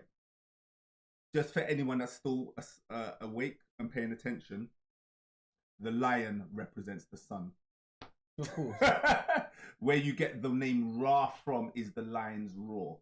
And also, the symbology behind the sun came from the lion's mane. Just to be clear, Again, it's the same. So the lion at the bottom is like what he was saying. You got the 3 suns. You got the lion representing the sun. These are all archetypes. What we're doing today is we're getting quite deep into the ancient Egyptian story and also tying in Christianity into it strongly as well. So these are the 2 main themes. But what we're going to get towards the end of the video, or like when we said the second half, we still ain't got there yet, but is the bit where we're gonna do the synthesis from a reductionist metaphysical perspective. I was saying to Leon downstairs, before we even came on camera was the reason why this is so important is because the Egyptians were so genius. They were so genius to know that they probably seen civilizations before them and civilizations after them. And majority of the intelligence and the understanding will be lost in translation with text. So I'm not going to use words to tell my message. I'm going to use symbols.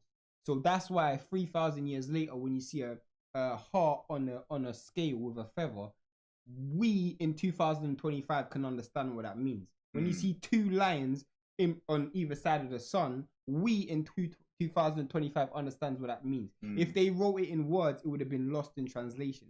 So symbology is more important and sometimes even more significant. In fact, all the time more significant than the actual written words. So it doesn't even have to be written literal. It's the understanding that the message, like, you have to be able to read. That's why they say a picture paints 1,000 words. Yeah. Because at the end of the day, that picture is transferable. It's a universal language.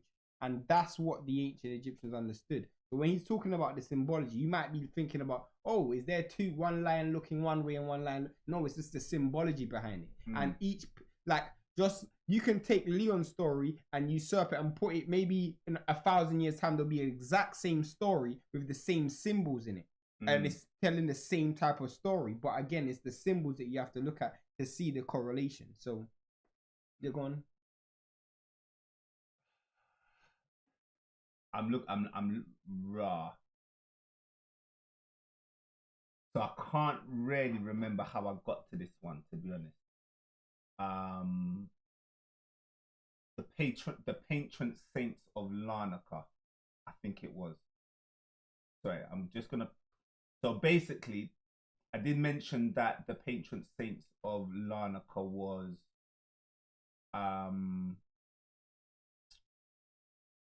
Lazarus. Yeah. But there was a couple of other patron saints. You said that. Yeah, sorry, Larnaca. So like I said, I basically shut down. Yeah, I basically shut down quite a few pages. So at one point I had, like, as usual, anyone that knows me, I had about 30 tabs open, maybe even more. And so when I'm looking for my notes in ChatGTP, because like I said, I summarized the notes in ChatGTP. There was this major link basically that I found, but I can't find it now, so I'm just gonna skip it. I'm gonna skip it. I might come back to it later if I get lucky, but I'm gonna skip it. It's a massive key. Yeah, I know, because I just saw the image. Yeah, it's a massive key, but it links to the double line, and it links to basically Janus. It links to Janus. Yeah, it links to Janus. It's fine. Where do you even get the name Janus from? Yeah, that's what I'm trying to say. It's because Janus was the patron saint of either Larnaca or he had something to do with Saint Augustus. I can't remember which one it was, either Larnaca or Saint. I think it had to do with Saint Augustus. But I can't find a connection, so I don't wanna make a leap. But anyway, just to be clear, the original name for Larnaca, I'm just looking at my notes now. So the original name for Larnaca is Kittim. Yeah, they called it the land of Kittim, and Kittim literally means the west. I didn't even know that. Kittim means the west. It's a bit crazy. It's not even west though. The westerner, but sorry, as in we've got the western with Osiris, we've got the westerner, the whole thing with the west. We've got this whole idea with west, and again, the ancient name for. So remember, there's 3 names for Larnaca. There's Larnaca. There's this nickname Scarlet, and then its original name before it was renamed Larnaca. Here's a question for you. Kittim, which is the west. No, continue. Yeah, which is the west. So again, just another connection that is just, like 100% on point. So also as well, Corin, he dies on my daughter's birthday. Just another little thing. No, I'm not really taking much from it, but he died. Which one? Corin. Which daughter? My eldest. Dies on the day of my daughter's birthday. I didn't actually clock that because he was just like, yeah, I didn't clock that fully. because he phoned me a couple of days after to say, yeah, he passed. Basically, I think he phoned me like a day later or something, or a couple of days later. This is crazy, by the way. But I mean, the reason why it's crazy, but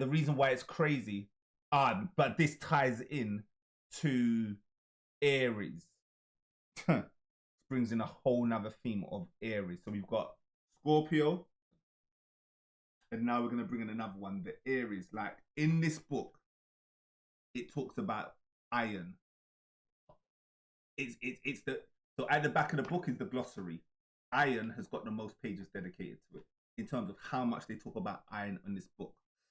So they say basically this bibliography must have been nuts. Yeah, like there. Like if you look at iron, they've got bare pages dedicated to iron.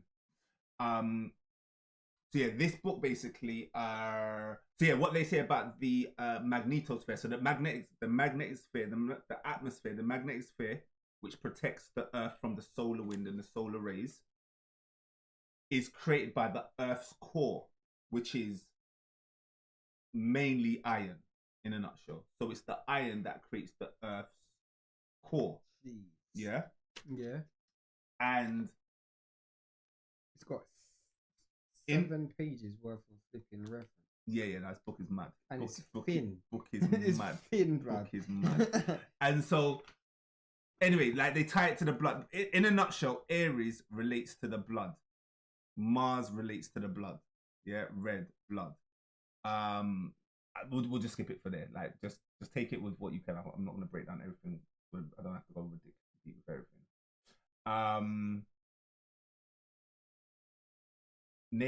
Being named Alexander. Even my middle name. My middle name is Alexander, yeah? Mm-hmm. Named after Alexander the Great. Shout out to my mum because I saw her in the chat. Alexander the Great is real significant in Larnaca. I think it was like... Well, I would assume so, because Alexander the Great, you said 600. The reason why, remember I asked you earlier today, were you sure it wasn't Greece or Cyprus? But obviously, Great. Alexander the Great... You go on. In relation to Egypt, bro. Yeah. No, I know that. Obviously, stone's throw, isn't it? Yeah, like no, but in relation to Egypt, bro, the Library of Alexandria, bro. Yeah, no, I know. Yeah, I know. But I'm going. There was a connection to Larnaca, very specifically, basically. But I can't. The island was conquered by Alexander the Great in what 3033 BC. I did not know that. So we've now got. So again, I'm even just doing some decoding now. So I put Alexander the Great in, and Cyprus, Larnaca, and then the first thing that comes up says that the island was conquered by Alexander the Great in 333 BC. Yeah, so we've got the 33s. Yeah, hold on to that. We're gonna come back to the 33s later when I show you something. Yeah, hold on to that. Right, we haven't finished with you yet. All right, cool. Kition. Then they retained control of Kition until Cyprus was conquered by it. I think that's at that time, Larnaca was called Kition. Kitim, but yeah, again, I think it's just a different spelling. I think they're talking about the same thing, Kitim and Kition. Because, like I said, Larnaca was like real central. Larnaca's real central. Sorry, I'm sharing my screen. All right, watch this now. Yeah.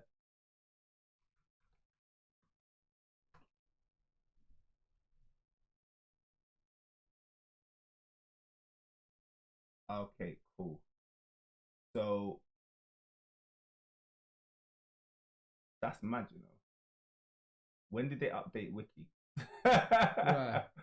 When did they update Wiki? So, all right. Basically, what they were saying about Larnaca, I'm trying to find the wiki page for Larnaca. Basically, so what they were saying about Larnaca. So obviously I'm looking at Wiki and I'm looking at Larnaca, and let me see it now.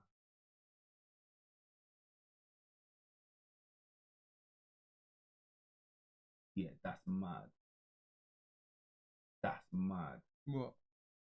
I swear down, it's actually changed. Because I know for 1,000,000,000% what I saw when I saw it the first time. And it's like this, they've updated it since. It's fine, they could have just updated this Wikipedia, innit? And maybe the consensus came out a bit later as well. But anyway, when I was looking at Larnaca before, it had a population of 144,000, which is obviously how many. But then look, it's changed now. Look to 155,000, but it's 144,000. I can guarantee it. But it's fine. Yeah, Larnaca is basically related to light. So the speed of light is 144,000. Is related to 144,000. All right, cool. So I'm just looking through some more of the connections because we're gonna wrap this up, and I'm gonna basically just go into the code now, and I'm gonna show a couple more things. I'm just looking through to see if there's anything that I feel like is completely relevant. But I'm pretty happy with what's going on. There it is. That's what it says over there. Bro, that's my whole point. You can see that there as well. 144,200 is a population, and then since then they've changed it to 155. If I was a conspiracy theorist, bro. Yo, that literally looks, that's from ChatGPT. This is Wikipedia. I know for a fact I only went to Wikipedia. This is a Wikipedia rip. Bro, this is a Wikipedia rip, bro.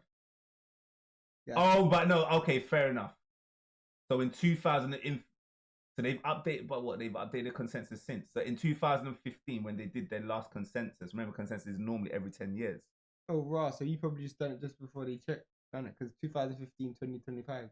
Something like that. Who knows? But anyway, yeah, it was 144,200 was the population of Larnaca. And obviously, like I just told you, 144,000 is the speed, the light speed. Is the light speed. Anyway, that's pretty mad. All right, cool. So let's go back to the let's just kind of wrap this up because I want to go back to the magnetosphere and let's just start wrapping this up. So let me just share my screen, and we're gonna move on to the formula after. So yeah, this is always gonna be a long one. You're lucky I didn't do this video 3 weeks ago. If I did this video 3 weeks ago, this would have been a 5-hour video just explaining the story because I had so much detail. But yeah, weeks gone past, I've kind of lost some of the other details. But basically, what I'm saying is that we've got portals, and we've got this thing called the neutral point, and we've got this thing called the cusp.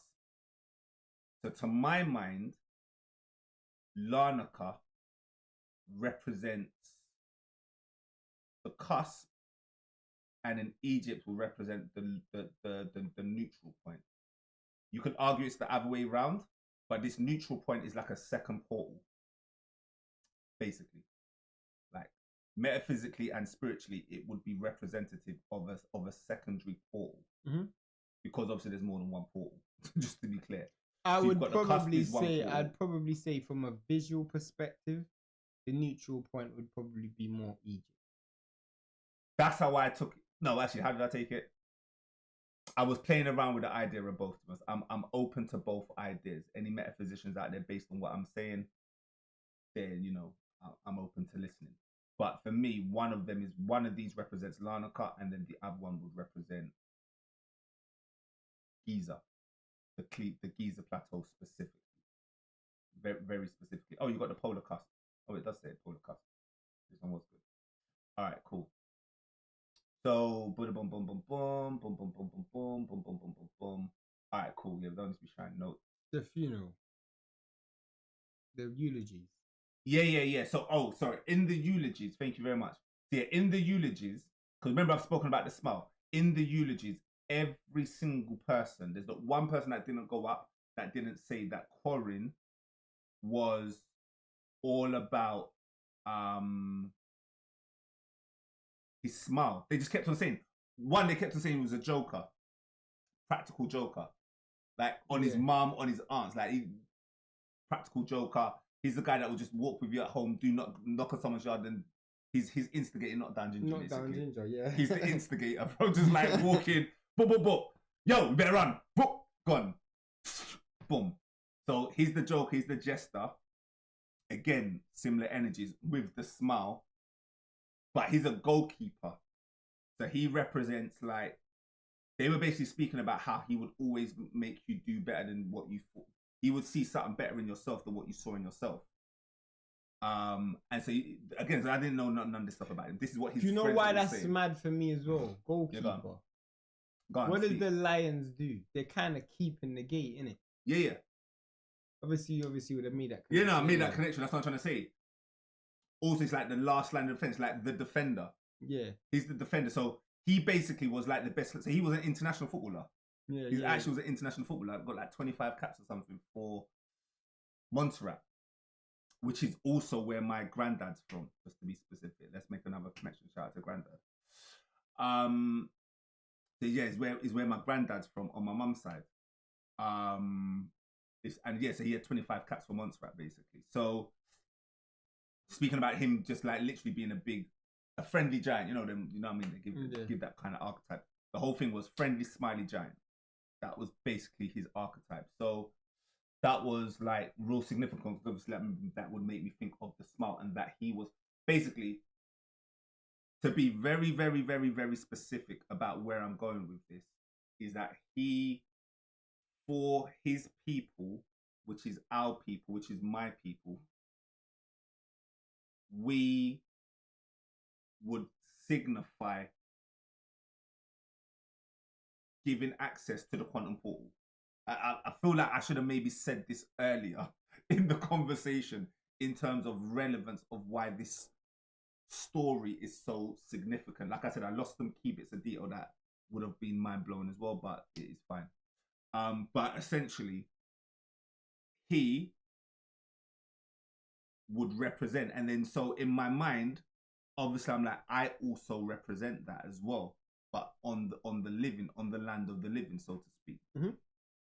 And so then this gets into the idea of it then giving me, it gave me clarity in terms of what I need to do. Do you see what I mean? It gave me clarity in terms of what I need to do spiritually. It's crazy because we had the conversation like a couple of days ago, maybe like 3-4 days ago. But you kind of knew this from you left Cyprus.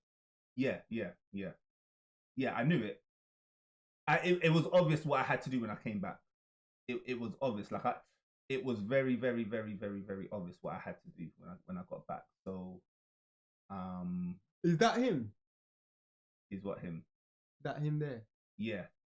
I've actually seen him before. He looks like his brother Bears, bro. Yeah, and look, you can see the name 30. You can see 37. Yeah. Your screen's not showing, is it? Nah. Yeah, no, it's good. Nah.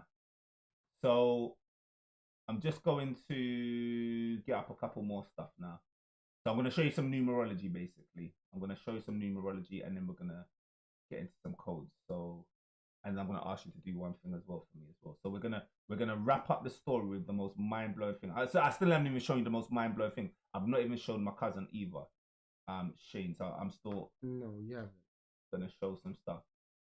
So let me just get this up. There you go. That's what I was looking for. All right, cool. And then 17, 12, 19, 82. So yeah, all I'm doing now basically is just pulling up my birth chart. Or basically, I'm going into my divination app. So, and then from there. All right, cool. All right, so that's one thing.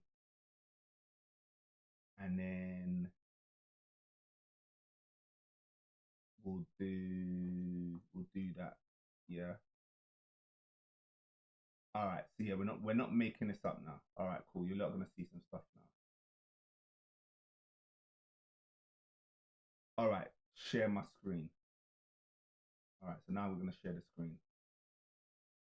So yeah, this has definitely been one where I've not really been into the chat. So I've seen it a couple of times, but yeah, I know. Chat into the mic. Chat into the mic. Yeah, we're trying. 10:45. Yo, we're trying. People are still online, you know. Yo. Yeah, we're hoping people are enjoying this one, but it's different. It's quite honestly, this is one where I just need to set the record straight. Like I need to have this online.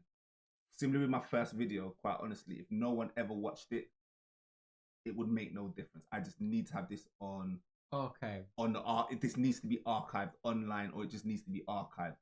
And at some point, this is just part of the legacy. This is part of the story. This is part of this is what, you know, when I transition, my daughter can listen to as a story that her dad went through. Daughters. Yeah, so that's kind of what we're going through today. So, you know what I mean? For anyone that's just like interested and still staying, yeah, shout out and mad respect. So, all right, Shane, do me a favor. Get me that and just go to my gallery or just unplug this just whilst I get up some stuff and unplug this. Yeah. All right, cool. So, here is Corrine. Yeah. What's my phone on? All right, cool. I'll show you that. So I've got to send this to myself. All right, so yeah, basically, here's Corrine, and we're just gonna go straight to the Chaldean numerology. I'm not even, because there was other stuff as well. I remember when I looked, I literally just. This is your. This is my app. Sorry, yeah, just this is my app, by the way. So yeah, Sono app. If anyone wants a reading, shout me. Yeah, advertising and that. Yeah, yo, if I don't. If you want a reading, shouting. Yo, yeah, shout me if you want a reading. All right, cool. All right, so boom. All right, then put that back, please, and then yeah, put that back in it. Open camera error. All right, go on. Cool. All right, so yeah, we're gonna just go straight into the Chaldean. Yeah. So one of the first significances is that, what did we talk about with the 33s? Yeah. So his vows, which is his secret, like his occult, the occult thing within Corrine is his heart's desire, which is the number 33. Yeah. The number 33 in Chaldean numerology, and this stuff I'm still kind of decoding this stuff live. So I wasn't really paying too much attention to it, honestly. Is about the receptive assistance. It's recording. Yeah, it should be. Well, let me just double check it's recording. Upside down again.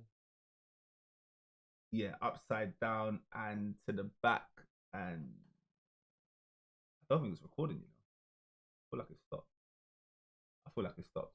In a matter. All right, it's fine. We'll sort it out later. All right, cool. Anyway, so you got the number 33, which is receptive and assistance. Let's blow this up. Yeah.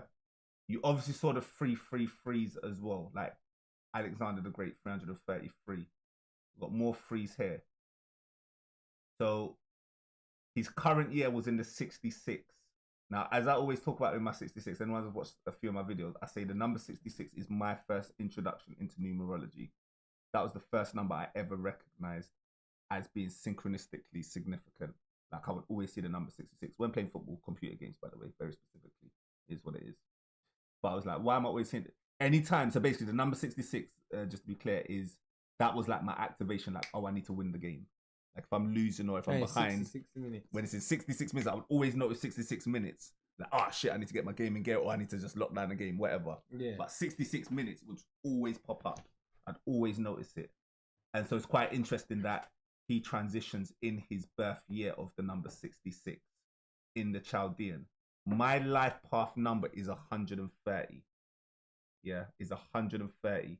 His life path number is 129. That's like 1 degree of separation away.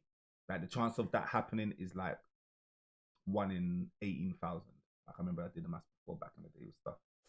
So the fact that he's like 1 degree of separation away from me is real significant. So anyway, that's one thing. Now, he transitions at the age of 37. So basically 37's come up bare. It's one of the favorite numbers. My surname, the Willoughby, is the number 37. Yeah. It's another synchronicity. And it's on the family name. So the family name is the Willoughby. And obviously Willoughby represents the willpower, which obviously represents Leo, the lion. And obviously, what is that converted to? my full name is also the number 8, which obviously represents the lion. Just to be clear, I need to just be real specific. There is something in spirituality, in spiritual circles, called the Lion's Gate. I don't know if anyone's heard of it. I just heard it in the movies. But yeah, you've got the company called the whatever company called the Lion's Gate. Yeah. And the Lion's Gate, just to be real specific, is on August the 8th. The number 88. Yeah, fact. So they're saying, I don't even know where the Lion's Gate came up from. I'm not sure the history of the Lion's Gate, but all I know is this Lion's Gate thing is big. Like every time the Lion's Gate, they talk about it all the time. Yeah. And they're basically saying that the Lion's Gate portal opens on the 8th of the 8th, the number 88. Is 1980. Again, let's not even go into it. The 88, we've been doing this from the beginning. We've been doing the 88 from the beginning. But again, just to show you of like literally this stuff is written in the stars. And it's very specifically also related to Sirius and Orion. So look what they're saying about the Lionsgate portal. The Lionsgate portal is an annual event that occurs during Leo season, obviously, when the Earth, Sirius, and Orion align in the zodiac. Anyone that knows anything about Sirius and Orion knows that these are the stars that are most revered in ancient Egypt. With Sirius representing who? Isis, and Orion representing Osiris. And obviously the Isis species. And I can no matter where I am in the world, I can find the Orion constellation. No matter where I am in the world, I can find that instantly. Of course. And to be real specific, it's more, even though they're saying Earth, Orion, and Sirius, it really is Sirius. Because Sirius's birthday is worshipped roughly around the end of July, which is real close to August the 8th, basically. But it's roughly around the 20th of July. It kind of changes, obviously, based on the stars and stuff like that. But essentially, around the 20th of July, is the new year for many, is the new year for Egypt. So that is like the new year. Like, so my calendar built system that I built, the new year starts in July the 20th on my calendar system that I've built for the Sono, for the divination stuff that I've done, which basically represents Sirius. So I've aligned myself archetypically with Sirius, with who? Isis. Just to be clear, just like, let's just like make sure we're joining the dots. So again, when I did that, it was for completely different other reasons. It had nothing to really do. It definitely had to do with Sirius, but it wasn't about the Lionsgate portal, for example, to be specific. There was nothing of that in my mind that would have allowed me to go into that. So, yeah, it's definitely frozen with the camera.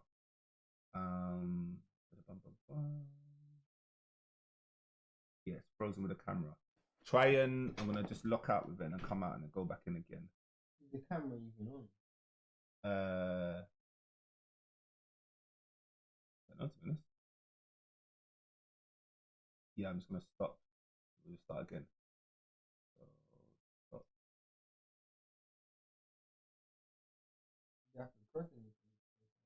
Oh, no, it's IP failed. Yeah, the camera's out for the day. Camera's out for the day, lads. Camera's out for the day. Screen share only. Go into Droid Cam in the app. Try and find Droid Cam. All right, cool. So anyway, all right, cool. Keep it moving. Yeah. All right, cool. So that's that. Droid Cam. All right, cool. So I'm gonna come up with a couple more stuff and then Is it an app? Yeah, it's an app. Droid Cam. Just go for here. Okay. I'm just searching it. There you go. All right, cool. So yeah, basically, you've also got the Brooks Mead. Now, shout out to the Brooks Meads. The mead. Do you know what mead is? Mead. Do you know what mead is? No. So mead is the Vikings drink. So in Norse mythology, the mead was the alcohol that would allow you to basically tap in and channel. That was their version of spirits. Okay. That would allow you to tap in and speak to the gods and channel the gods. And in a brook is obviously a brook. So it's like their name represents the flowing of the connection, the bridge, the connection, the waterway, the stream of consciousness that allows you to tap into spirit. That's what Brooks Mead means, spiritually. Isn't it a double barrel name though? Yeah, but that's why you combine the two, isn't it? We're just combining the two. Okay, cool. It's working again now. All right, cool. What, the camera? Yeah, camera's working again. All right, cool. So, all right. Around now. So let me show you this now. Yeah. So I tell Emerson this story. All right, we're gonna skip. So I tell Emerson this story, and this one here. Here, back. There you go. Cool. All right. So I tell Emerson, my brethren, obviously this story. I'm updating him. This was on the weekend, so he's been in Cyprus for a couple of months. He comes to check me. I meet him. I basically just meet him, and I gave him about a 20-second version of the story. I just said, something significant happened out there. I think I've got something you might be interested in. That kind of thing, basically. And all right, cool. That's decent. All right, cool. So yeah, I think I've got something that you might be interested in. All right, we'll flip back onto the screen, and I want to speak to you. He's like, that's mad, because I was like, it's something spiritual, I just basically told him that something spiritual happened to me. He's like, that's mad. I've got something to show you. I need to show it to you. I was like, just tell me. He's like, no, I need to show it to you. I asked him about 3 times. He's like, no, I need to show it to you. So anyway, whatever. I go around his house a couple of days ago, and he's like, yeah. So now, Corin, he transitions from a brain hemorrhage. Basically. Oh yeah, blood. A brain hemorrhage. Yeah, blood. And it was unsuspected. Again, the age of 37. Yeah. And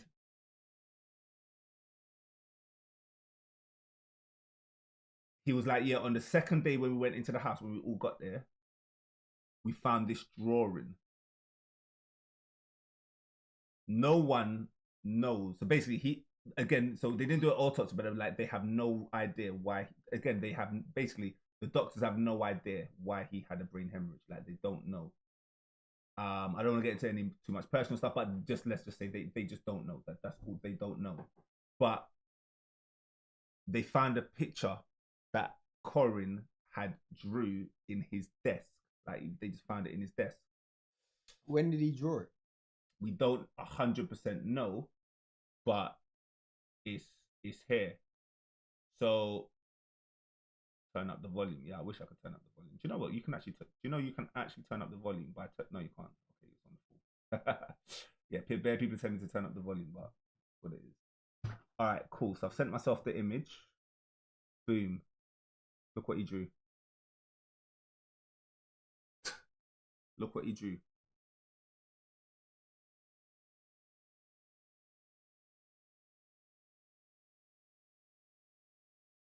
Mad, isn't it? Confused. You're confused. He's drawn this before his transition. Did he know he was sick? To our knowledge, no. To nobody's knowledge. Girlfriends, brothers, to nobody's knowledge, nobody knows.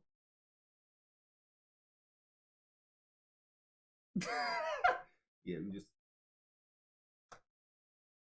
You know what? It just took me so long to see that. Yo! I couldn't see that part. So yeah, he's now referencing I couldn't see that part. Which is the most maddest thing ever. You know, I was mad for me because I'm thinking, was he going to give this to somebody? It's not until I saw that did I understand. You know what I'm saying? That's nah. Yeah. Yeah, that's crazy. Crazy. That is friggin' nuts, bro. Crazy. Is this your screen showing? Yeah, my screen showing. Crazy. He only showed this to me a couple of days ago. He was like, yo, you keep on saying it's spiritual. Yeah. Because remember I was speaking to him again, to my man, I'm like, remember I said, he's the lion's gate. Look where he is in the sun. I know. No, but you know what I was going to say to you, bro? Yeah, go on.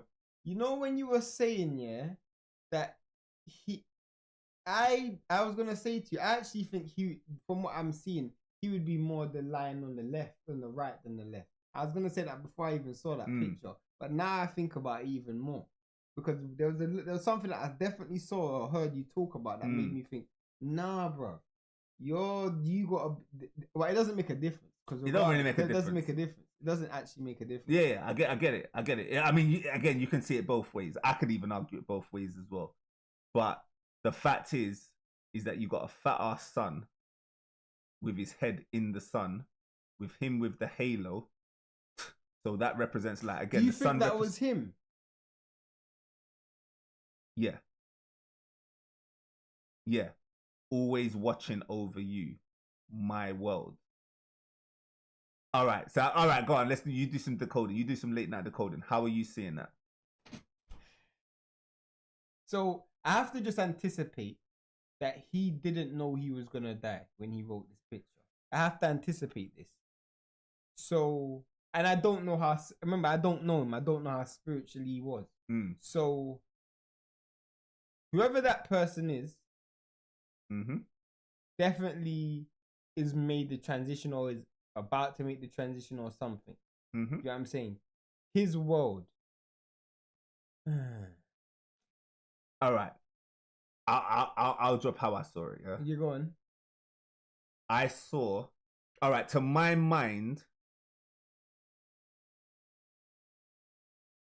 because they say, like, so I'm going to one of those they says, and I've heard it numerous times, is that they say, this is an Islam thing as well. It's very specific. This is specifically an Islam thing, which is before you transition, you know you're going to transition, but your mouth, it can't. It can't say it. It can't tell anyone, but you know, like this is like an Islamic thing, like an Islamic tradition thing. And so to my mind, I'm like, he may have known. That's basically when I'm looking at this, I'm like, oh, he may have known. He may have known. Or he may have felt. Let's not even just go with known. Felt enough to draw an image that takes time. You missed something in this. I bet you didn't see it. I bet you any money didn't see it. What do you think I've not seen? Go on. Where your finger is right now. Oh yeah, no, I was gonna go to that. What am I talking about? The question mark. The question mark. Yeah, no, that was major. That was the only. I decoded every single thing within about 1 second. How long did you spend looking at this? It took me, I feel, 3 seconds to decode, and then the only thing that was a pause for thought was the question mark, because I could have interpreted it 2 ways. That's what I was telling Emerson. So I was like, basically, for me, this is just him looking down on his people. Specifically, my world is in my people, is in I'm focused on my people. I'm not focused on their world. I'm not a savior for the world. I'm here to protect, be a goalkeeper for my people, then. The people that I love, that I know, that I focus on. So I'm also always watching over you, as in I'm always watching over you. Who's the you? The you is my world, my people, or my world specifically. The question mark, for me, because it's on the wings, is I'm not sure if he knew that this was him. So basically what I'm trying to say is he either knew he made transition, or he saw this in a dream. He saw this in a vision. He saw this in a vision, and he saw this image in a vision, and he weren't 100% sure if this was him or not. The only thing is quite unusual to me is that normally when I'm going kind of my experiences of me listening to people having dreams, is you don't normally get words so specific, like written in the sky. But yeah, so that's my interpretation of it. So the first thing that came to my mind, because I'm trying to remove what you've said in this video so far, because one, the crouch got me first. That he's kneeling. That he's kneeling. Okay. That was the first thing that drew my attention. Because I'm thinking to myself, why, like, the wings and the halo are very specific. Angel, death. You know what I'm saying? But the kneeling to me is like, nah, bro. He had to know that he's gonna make a transition, bro. He would have had to, because that's the only way that would have made sense to me. Oh, okay. Can I just be? How do you feel? All right. So, how do you think he comes to this drawing? Do you think it's a vision, or do you think it's just something that he left? You know, like a note that you leave. Know, the difficulty for me is because you know me, bro. I'm so spiritual. So can I answer this if I was to draw that? Yeah, go on. Yeah, just go on. Yeah, absolutely, go on. I'm channeling my next place. That's where I'm gonna go to. Yo, you know what I'm saying? That if I was to draw that, that would be why I'm drawing that. Yo. Oh, do you know what? All this time I don't think we've been showing the picture. That's mad. So let's Oh, have you not? Yeah, I don't think so. Let me let me check, because I can just No, it's calm. I'll just show the video. No, I know I've not been showing the video. Oh, so... you know you haven't been showing. Yeah, no, I know I've not been showing the video. So yeah, we're talking about this image, people. So yeah, this is the image that we're talking about. So we'll just leave it on the screen for a little bit. But yeah, no, that would literally be my reasoning behind it. Yeah, but I think you're one of the only few people that would, you know, I mean, there's not. Nah, I'm not gonna go with that just because I feel like that's such a niche idea. No, you asked me if I was. Yeah.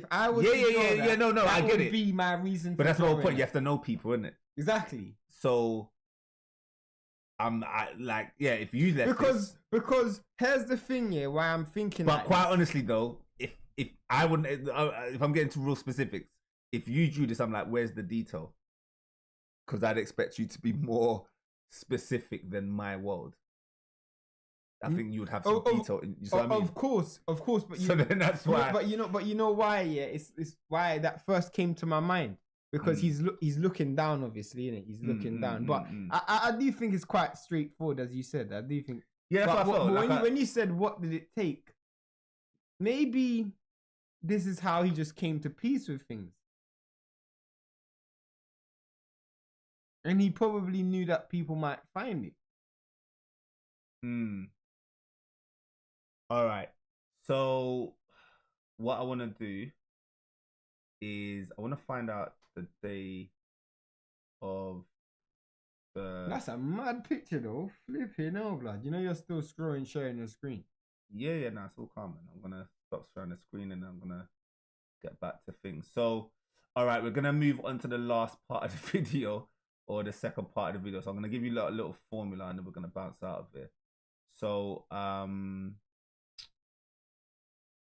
just want to get his funeral date. I'll promise you, like, now I've seen that image. That is so mad, bro. But you see, it speaks to everything that we've been speaking about. 100%. 100%. Just like literally 100% speaks to absolutely everything we've been speaking about on a mad level. I can't lie. If I saw that picture, bro, I would have been. I know it is right. His funeral was the 8th of May. So I'm looking at it right now. That's why I wanted to just double check. Was it on the 8th? And yes, it was. It was on the 8th. Sorry, as well. He's born on the 19th. Yeah. So the 19th. All right. Let's go and blow your mind further. So 19th. Just to be clear, we're just making sense with this all. All right, so look, he's born on the 19th. Yeah, just let's just do some proper synchronicity. Let's make sure we're connecting dots properly. So he was born on 1988, which represents the sun, and he's born on the 19th, which is the sun card in the tarot deck. And then you go to his image. Oh, so that's him. You go to his image, as I said. And you're screen sharing. Yeah, on purpose. I want to share it. And you've got the sun. Does he know that he's the 19th? And that the 19th is the 19th tarot card? Always watching over you. What does the sun do? Does it not always watch over you? Well, it's a sustainer of life. What did you say that people have to do when they leave? What do you mean? What did you say that according to the ancient Egyptian text, what do they have to become? You have to become the sun. You have to become a sun. This guy's born on the 19th, and I'm telling you that he is a portal. He basically is a portal. So essentially, what I was saying to my brethren is, if you guys knew how to channel, you want to channel you want to do what I'm trying to say. It's real obvious. Is like you would channel him, tap into the energy that he's created, his energy field, his informational field, to tap into your light, to tap into your lightheartedness, to tap into your quantum portal to raise your light vibration. And I'm basically saying that I am an archetype on earth that would also do that. So you could also tap into me for the exact same thing. It's just we're on two different dimensions, but really it's the same thing. Everything is one. So that is like the real significance of what I'm speaking about, basically. So yeah, we've got the radiating sun. Look, obviously the word radiating. Obviously we've established it, the number 88. The bringer of life, love life. So, all right, cool. Where are we going with this next? All right, cool. So now I'm just gonna bring up. I just want to do one more thing, and then we're gonna get out of here. No, you said you're gonna. Yeah, I know that. I know. Oh, so the 7 sevens. So I'm the 88. Yo, shout out to M. So my brethren, like I said, is the number 88. Is the number. Sorry, number. So guess when he's born? On the 7-7. Oh, swear. So we've got the Lionsgate portal. So Corin, his brother, younger or older represents his younger brother, represents the Lion's Gate, and Emerson represents the 7-7, which is the i.e. the number 77. Which is what?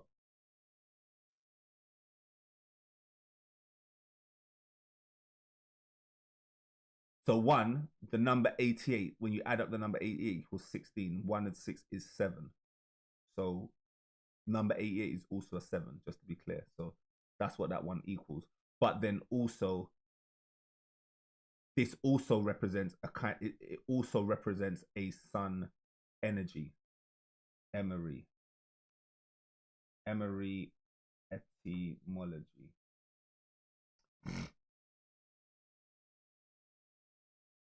Iron again. So Emery means Emerson, which is related again to this like powder. Basically, it works towards the blood again. Iron. It contains iron oxide, basically. It's used for grinding. Basically, it was used in like what they call it, blacksmiths. Thank you very much. There you go. It was used as part of like blacksmith work in order to like create pressure. So what I decoded about Emerson is that he's been through a lot. No one wants to bury their younger brother, his only brother, and he's went through like Emerson. Like basically, Emerson has like leveled up in the amount of pressure he's had to deal with in his life. I'm not going to go into his story, but he's had to level up in terms of how much pressure, and it relates to his emery. He's been emering. His emery. He's been stepping up as a result of powder, which is basically diamond. So Emerson is So Emerson is stepping into his light body. And 7, obviously, you have how many rays of the sun is there? There's 7 rays, because you've got 7 colors. So he also represents a ray. This is what we're trying to say in terms of like the bleeding of the stories, because it represents iron, which is the blood, and then obviously it represents the ray as well with the double 7s as well. So you've got that there, and then if we go down to the Chaldean, remind myself, that was like a mad connection that I saw. The craziest thing as well is that his full name equals the number 77. So Emerson's full name equals the number 77. Rotted. And then his date of birth is 7 of the 7.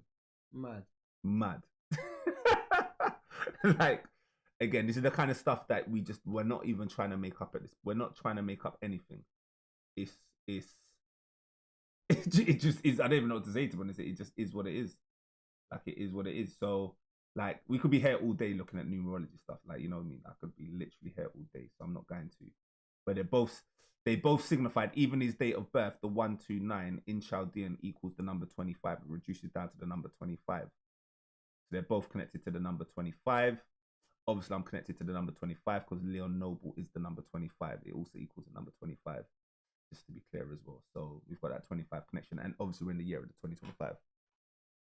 And obviously 2 and 5 equals 7. And 8 equals 7. You know what I mean? So again, it just connects real easy, real fluid, real nice.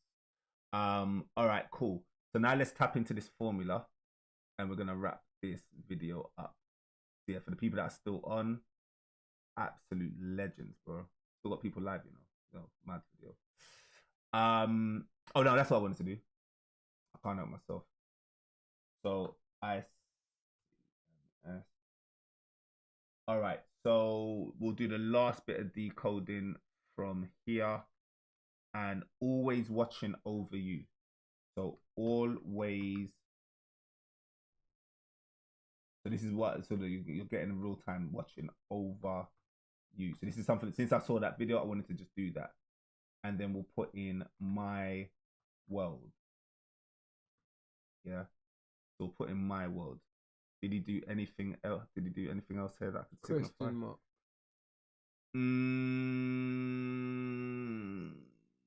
I don't know. I'm not sure if I want to do question mark. And then his birthday was 3 p.m. So we're just gonna do London. How many hours is Cyprus is 2 hours ahead, isn't it, or behind? Which one is it? It's either 2 hours ahead or behind. Try and work out. Ahead.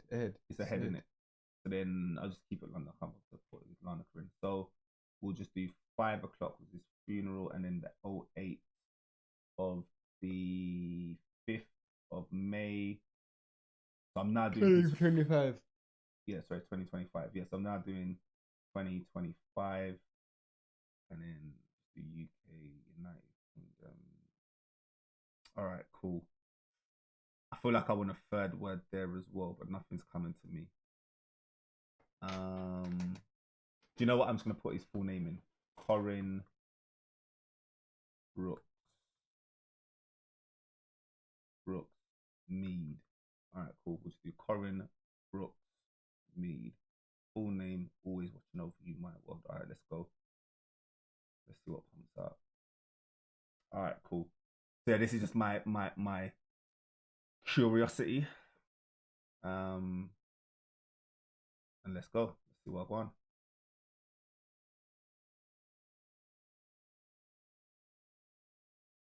All right, so people, we do understand what's going on, yeah? I knew that was somewhere. Yo, I need to find it.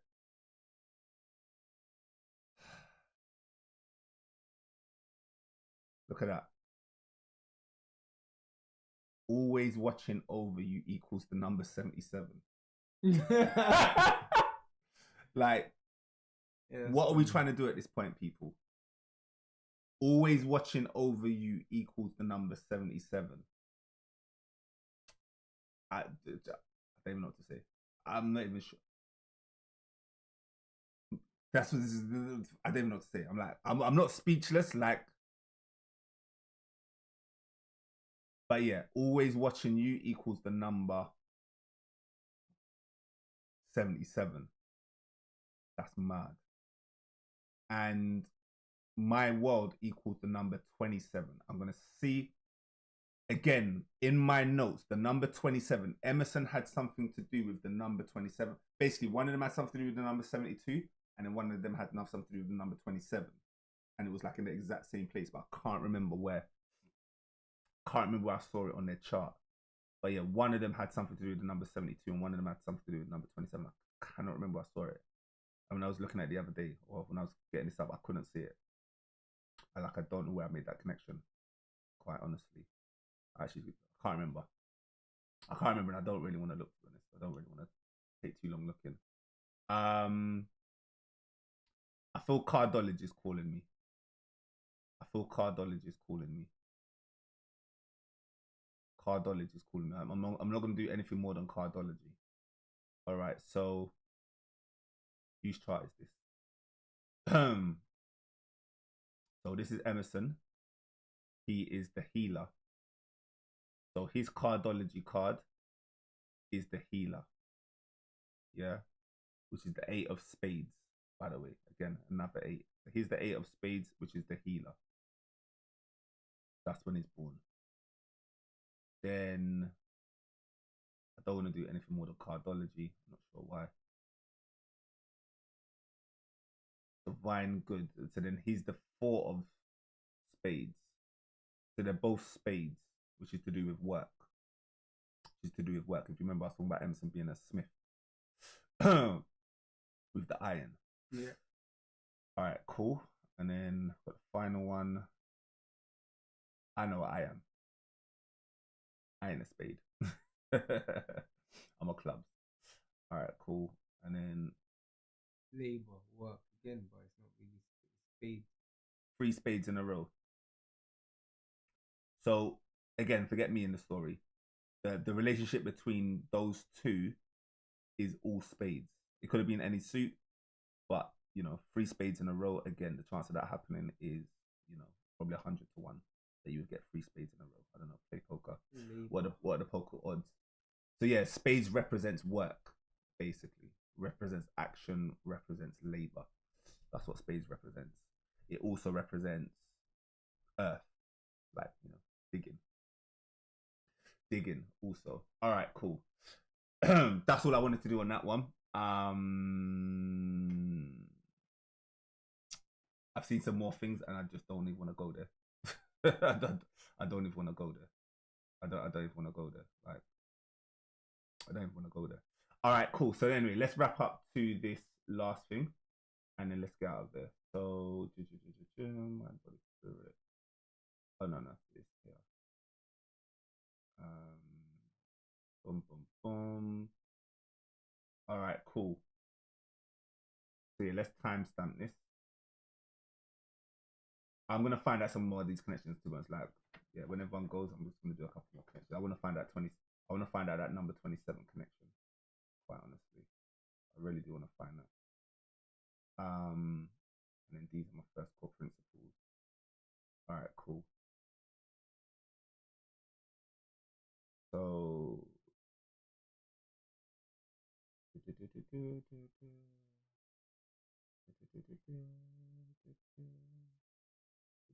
nope, can't find it. All right, cool. There's bare connections to the number 16. I will say that. There's bare connections to 27. Popular. All right, cool. Anyway, we're stretching. All right, let's go.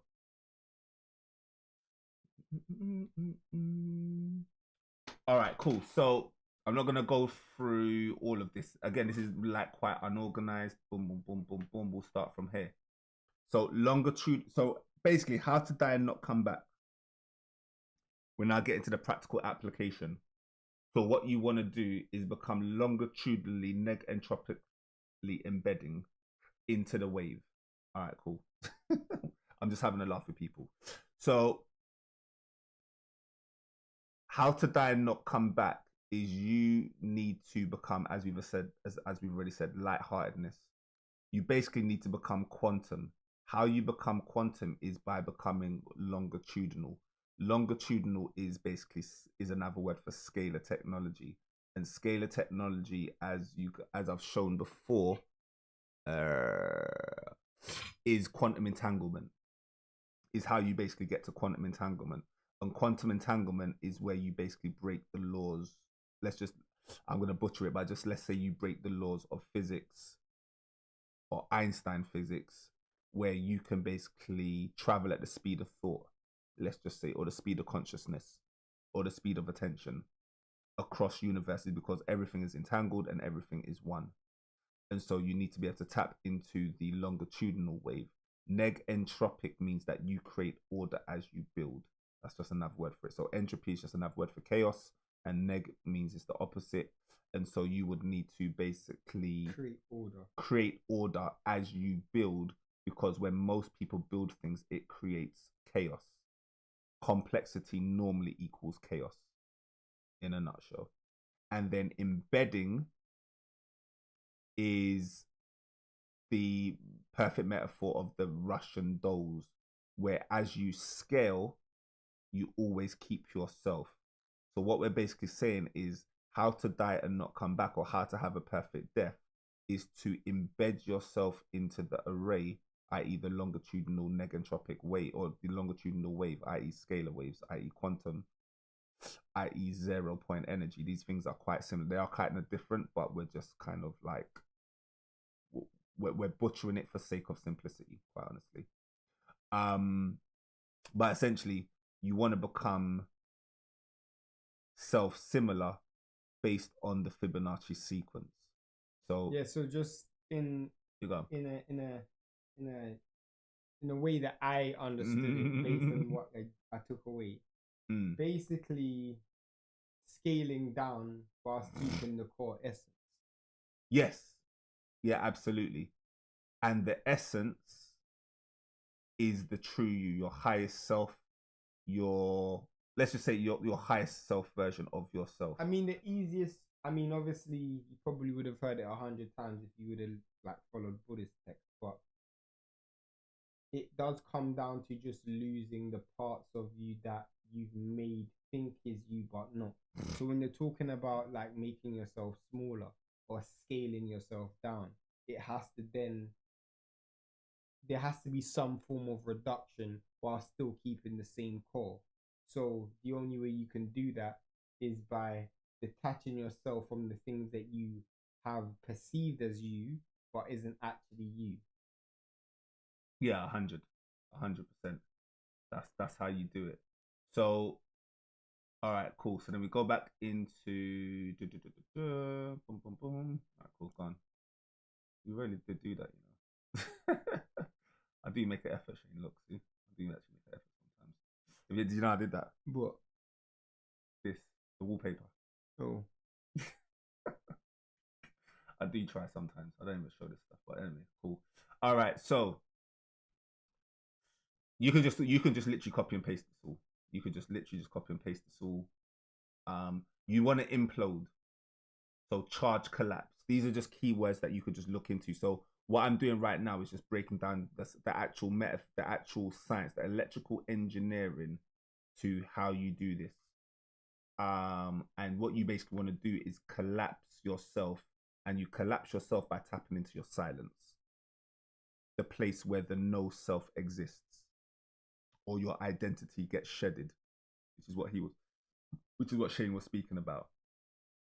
So you want to basically tap into the silent state, and you can only do that through imploding, not exploding, and imploding cohesively. That's the science. So it's funny you say that as well, because when you mentioned like stars and becoming stars and all of that stuff, and the irony of it is that obviously one of the ways how you have a black hole, yeah, is a collapsed star, in it, a star that's collapsed in on itself. And you mentioned the fact that you have to implode. So obviously I'm getting the concept of implode, like collapsed star, something falling on itself. And then you mentioned the fact that you have to be able to move at the speed of thought. You know what I'm saying? When I think about thought, I think about I instantly think, oh, and subconscious, conscious, subconscious versus subconscious, I instantly think about black holes because I think about something that constantly absorbs. You know what I'm saying? Yeah, yeah. And that's why I'm like, I kind of just instantly built that connection within my own head. Like, you're talking about imploding, you're talking about becoming stars, you're talking about collapsed stars, you're talking about black holes, your mind being something that, you know, absorbs. You know what I'm saying? That's the connection that you're talking about, traveling at the speed of thought.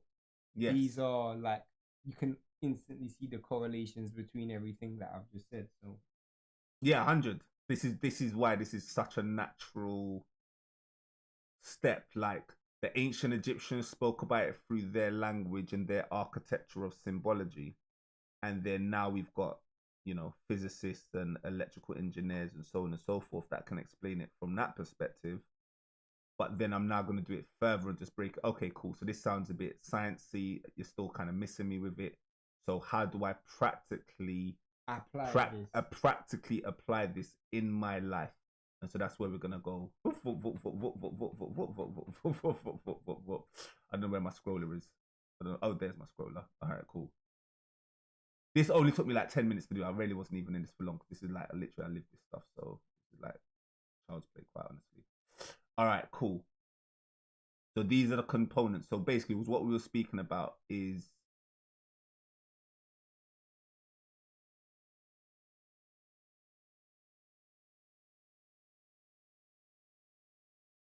yeah, this is it. All right, yeah, this is my simplified version because I had a longer version. I was like, nah, it's a bit too long. Let me just simplify it. All right, cool. So what you need to become this thing is you need coherence. So all of these things relate to time. So what I'm basically saying is all of these things are related to space time, as in this physical reality, because you need space and time to be able to create the playground for your existence, for your consciousness to roam and to play in. And remember, we spoke about last week, which is really the only thing that we should be paying attention to is improving the quality of our consciousness, the qualia of our consciousness. And Sabine Hofstede, I literally just today dropped a video a few hours ago saying they've now potentially measured qualia for the first time in the brain. I need to actually watch this video. I ran out of time, but yeah, I'm gonna click on that before I go to bed because obviously I spoke to that improving the qualia. Qualia is just like the texture of the quality, but from almost like a texture perspective. Yeah, it's kind of texture. The quality, but a much more meaningful, signified, tangible experience, basically. So that's really all we should be doing. And the way in which you do that, by the way, it just starts with love. So me and Shing, we had a massive conversation around love. Do you want to break? Because I think it's actually good because this is the bit that was kind of big. Yes, and also explain how your understanding of love and its importance has evolved, like why it's so significant. Of course, because obviously and you don't even have to be religious. You don't even have to be spiritual to hear love is the key. Love is all you need. The truth will set you free. Love, love, love, love, love. I'm a person who practices spiritual like things, like spiritual exercises, or definitely previously when I was young, I used to practice bare spiritual activity, like things like whether it was astral travel, lucid dreaming, and there was always things that I had heard people say, "Oh, truth will set you free," you know, or you know, love is the key, or love. Like remember, even in Panic, when Panic was talking about the importance of love, and I understood what he was saying, but I didn't understand what he was saying. And now, not only do I understand what when Leon talks about love, and I don't even need to talk about Leon's journey and how Leon got to that understanding, but I now understand it, but I now can see tangibly why love is so important. Because when it at the end of the day, like when you die and this physical shell goes, there will be things that will happen to you, and there will be things that you will take from this life that you will now, that will be the only thing you have. You don't have legs, you don't have hands, you don't have anything, you don't have nothing. all of that stuff is gone. So now you need to work on ingredients that you know don't have a physical shell, because we're now talking about, Leon's talking about something quantum. So this doesn't, this is all about frequency. Now, when I first ever astral traveled, or the first time I ever lucid dreamed or anything, the first thing that used to happen to me in my dreams would be fear, like nightmares. That's what would wake me up out of my dream. And I used to use fear, like subconsciously, I used to use fear to carry my consciousness with me through my dreams, so I can still have attention while I was dreaming. And I used fear as an ingredient to help me get through the first barrier of detaching myself from my physical body. If anybody has ever tried to astral travel or ever tried to done any form of deep meditation, the first feeling that they will come across is fear. And they see fear as an enemy, or they see fear as something that they can't overcome. And what ends up happening is they can't overcome that fear, so then they wake back up. In essence, they return back to their physical shell. Now, because I overcome that fear, because I could use fear as a tool, I was able to push beyond that. So now fear became an ingredient or a tool that I can use to transcend my physical body. However, I could only go so far. So there was a time where I had a dream where I had overcome fear, but then there was a level of excitement. There was a level of lust. Not lust as in like man and woman lust, but lust as in human. You always talk about it, like the difference between lust and love and happiness and joy. And it's like, not, it's just a human feeling of ecstasy, but not a real feeling of ecstasy. When you're going through the journey of making the transition, now Leon will be way better in terms of the journey. But just like fear being a tool that you have to be able to use and overcome, so you don't get dragged back into humanity, love will also be that ingredient. And love being an ingredient from the perspective of, this will be the tool that takes you to the next step. Without love, it might look at it like if you are a painter or a decorator. The first tool that you will use is sandpaper to make the wall smooth. The next tool will have to be, I don't know, a paintbrush or a roller to then paint or roll the wall. After you've overcome fear, the next tool that you will definitely need is love. There is no way, unless you've been able, and not love as in me loving a man, me loving a woman, or whatever that love is, that human love. Nah, that's not what the love I'm referring to. But you have to be able to use love and truth and honesty.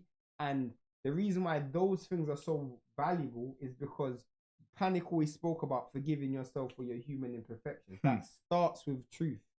You know what I'm saying? That starts with truth, and that starts with having a light heart.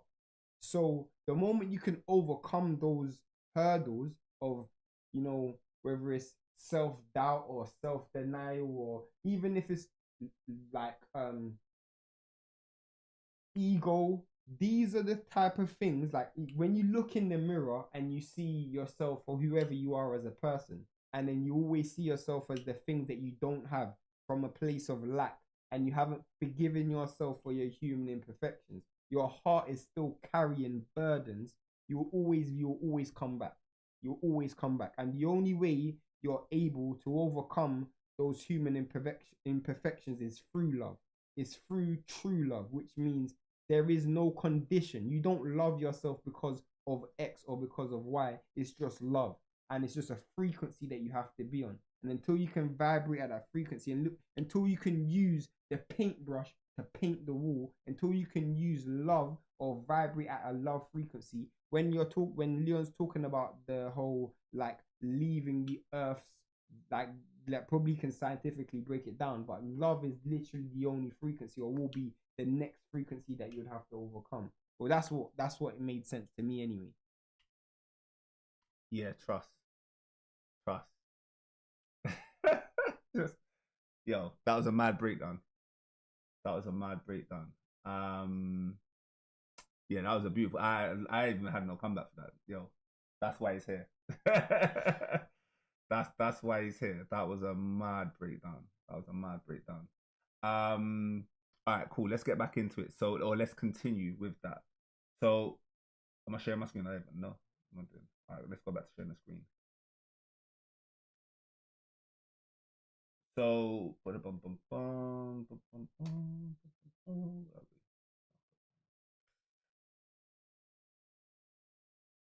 all right, cool. So, yeah, you got love. As he broke down, you got love. Love is the answer. It's absolutely key for everything. Um, then you've and so yeah. So basically, what we're saying is love, and so what I'm saying metaphysically. So I'm saying that love is the implosive force. It draws all parts into the centered union, into a centered union. You then have coherence. So the key is that everything that you do has to be coherent. As I've been saying, use over truth to a degree. But now we're bringing back the balance. So when I'm saying use over truth, it's for me to say it doesn't really matter what you believe at some point. You want to practice the art of being coherent. You want to practice the art of not having cognitive dissonance, having negative biases. Everything that you say and do should make sense. And it doesn't need to make sense to anybody else other than to your own internal world. So your internal world should be ordered. Yeah, harmony. So when we're talking about like what dreams may come and you creating your own reality, remember this, remember you're speaking to the guy that speaks about the relational universe, the participatory universe. The universe is a feedback loop. The universe is a mirror. Well, then all you're really trying to do at that stage is project out coherence from a loving space. If you can then do that and tap into truth, you then become power, because obviously you can be coherent and be a liar. You can be coherent and be delusional and be coherent. Yeah. So the other factor or element you want to bring into it is obviously truth. We don't really need to speak about that much other than to say that you want to be truthful as much as possible. Honesty, like, because what that's going to do is that's going to purify your intentions. So when you're manifesting your reality, when you are living in this life, to have a pure intention with a pure thought, with coming from a space of a pure, from a space of a pure love. I want to use an analogy that you used earlier today, which is you spoke about Indiana Jones, and you spoke about that journey where if you make one wrong step, you go down the wrong path and you're done. You're done. Now Indiana Jones travels with the exact amount of equipment and the perfect amount of equipment to get to the other side. Truth is one of those equipments that you will need. Whilst you're making that journey from the transition, truth will be one of the, and because it comes back to intention. You know what I'm saying? It comes back down to like your intention. So you could be coherent but be a liar, or be suffering from cognitive dissonance, or what was the other one you said, delusion, which all of a sudden everything else, then all the other ingredients doesn't work in unison because it doesn't have truth to stabilize. You know what I'm saying? So the anchoring, literally, if you were to look at it from a journey perspective, it is the truth that's going to get you through to the other side. And all of these things that Leon's talking about aren't things that you can physically carry. You can't put truth in your pocket. You actually have to live on that frequency. You can't put coherence in your pocket or put love in your backpack, and you can't do that. These aren't physical things. You have to actually live on this frequency. So it's very easy to, when you detach from this physical shell, you just remain on that frequency. So that's how you actually die and not come back. These are the tools that you have to enhance. Yeah, 100. So if we go, so yeah, basically, what we're essentially saying is the only thing, just to be clear, when we're saying how to die and not come back, and we're saying the only thing of the only thing of value is to improve the quality of your consciousness, is because I'm saying that the substrate, the primary, the primacy of the universe is consciousness, or you can even just understand these terms like idealism. We're basically saying that energy and consciousness are the only two things that exist in the universe, or energy and consciousness. But consciousness is primary for energy, because the consciousness can exist outside of space and time. Yeah, of course. Can exist outside of space and time. So can energy, depending on how you define it, because there's different types of energy. Obviously, we're talking about 0 point energy. Like to be specific. massless, isn't it? Yeah, massless energy, basically. So anyway, so we've spoken about coherence, we've spoken about love, we've spoken about truth, and then now we're talking about encoding. So obviously this channel, my first video for the year was how to encode your reality. You know, this is a massive theme, and essentially this is about the understanding of building the imagery for what, based on this film. Again, watch this film, what dreams may come. Or you can just follow my channel and learn how to, on a practical, whilst you're alive, build your own reality based on bringing your inner world to make it be a reflection of your outer world. That's essentially what you're trying to do. You're trying to see the reflection of your inner world in your outer world. Because if you don't see that, then there is a disconnect. That's another dissonance that is going to fracture and break the coherence of this cascade of the chain. If you can't even, because really you could argue that that's all there is in existence, is an internal world and this projection, or these eyes, because remember, obviously your eyes are connected to your brain, and so we can only really ever experience our consciousness, and our perceptions are obviously perceived through our consciousness. So there is no real outside world that you can say is real. That's why we say that the universe is all, and everything is mental. The universe is mental, and the mind is all, because the only thing that you can experience is your consciousness. That is the only tangible thing. So we're saying that basically, when you die, the only thing you take with you when you die is your consciousness. That has to be like at the forefront, the back front, the sideways. It just needs to be the whole focus of everything that you do. And so when we're encoding, we're trying to encode things that will have a intangible. It's hard to, how would you explain it? It's intangible because it's not physical, but you can take it when you die with you. Of course. So this is why time is important, because if you look back to the original equation, and obviously I'm not a mathematician, so obviously it's ChatGTP that's helping me. So I've put all together the components. All of these components are mine, and then I've just said put it in a formula because I like formulas. I was just trying to see, and what was interesting is how it works with time. So each one of these. So C would represent coherence, L represents love, I intention or truth, and then E is, what does SW stand for? Is embedding shareable wave. Every time I see SW, I think of myself. That's right, yes. So yeah, smoking up. So yeah, shareable wave. Yeah, no, I did not dedicate this to my cousin. So yeah, shareable wave, or I've now recoined it. So sorry, shareable wave is Dan Winter science. So obviously I talk about Dan Winter a lot. So it's like Dan Winter science, basically, how to become a shareable wave. In a nutshell, everything you do should be shareable, because there is no reason to hide anything, because you see the oneness in all, and there would be no need for any secrets, because you see everything as sacred, even the person that you're telling as sacred.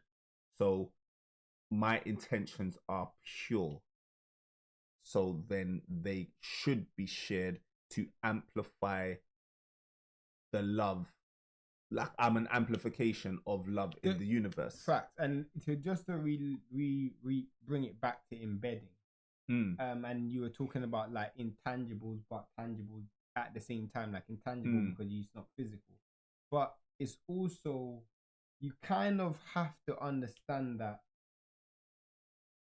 okay, you're dying and not coming back, but what's the, from a attention perspective, from a conscious perspective, where are you projecting yourself to? You know what I'm saying? Like, okay, you're you always speak about nothingness. You know what I'm saying? You always speak about nothingness, but without that experience. Remember, you spoke about the Russian dolls.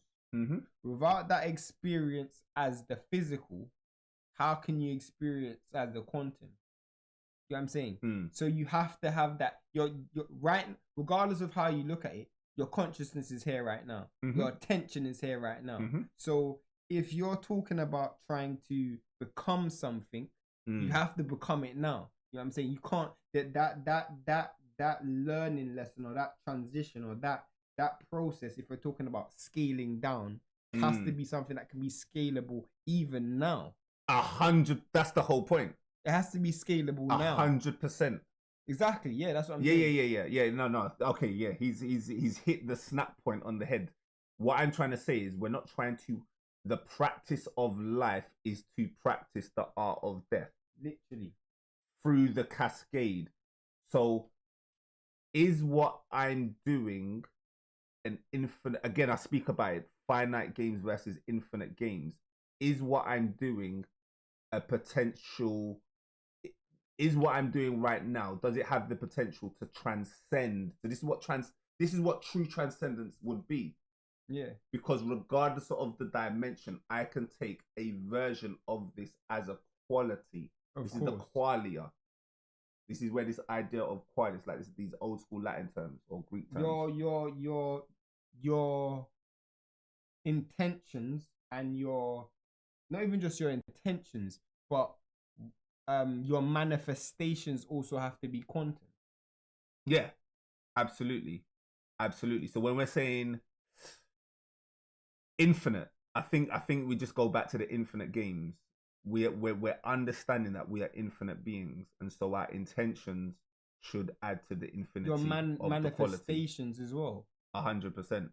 And so this is where you get to this fractality, this idea of recursion. So obviously, once you know how to encode, you could add the second word, which is to encode recursively. So recursively just means repeating, like becoming self-similar. Like again, rinse and repeat. The Fibonacci sequence, again, the one creating the one, and then you're basically, or the nothing coming out of something, or the something being created from nothing, and then the I creating itself from the I, and then obviously the two I's creating the two, and so on and so forth. So the Fibonacci sequence. So this would be the scaling force that ensures that you self-replicate in all of your generations. So in all of your generations, you're basically taking memory through the dimensions. Of course, because you're ordered. Exactly, you're taking the answer from your previous question, and you're taking your answer from your previous question and turning that answer into a question. Absolutely. So one of the ways in which you do this, by the way, so a real specific tip is on how you do this from a wisdom perspective is synchronicity. It is reductionism. So I mean, it's even more basic than that. We just call it on an everyday basis. What we call it is learning. Yeah, no, I'd say that's too generic, because you can learn anything. So I'm specifically going to say the reductionism. I'll focus on reductionism. So what you're doing in reductionism is you're trying to find the quintessential transcendent point, the essence. Okay. The essa. You're trying to find the essence that transcends into different narratives. So if I've got something that is only specific for one thing, then you know it's not the truth. So I should be able to have this quality of the truth that I'm trying to find should be able to be transferable into multiple situations. Like a universal truth. Universal truths. Yeah. but a universal truth that at its base is simple, or what they call simplex. So basically we're saying that, or I'm saying that true wisdom is the ability to take something complex and simplify it and understand its essence, because you're compressing. So what you're doing with that wisdom is you're compressing. And if you think about, I know what you're saying, reductionism. Yeah. Because it's like, if you could even reduce it to even one letter. Like because at the end of the day, we're talking about. I'll give you an example. E equals energy in it, but the symbol E.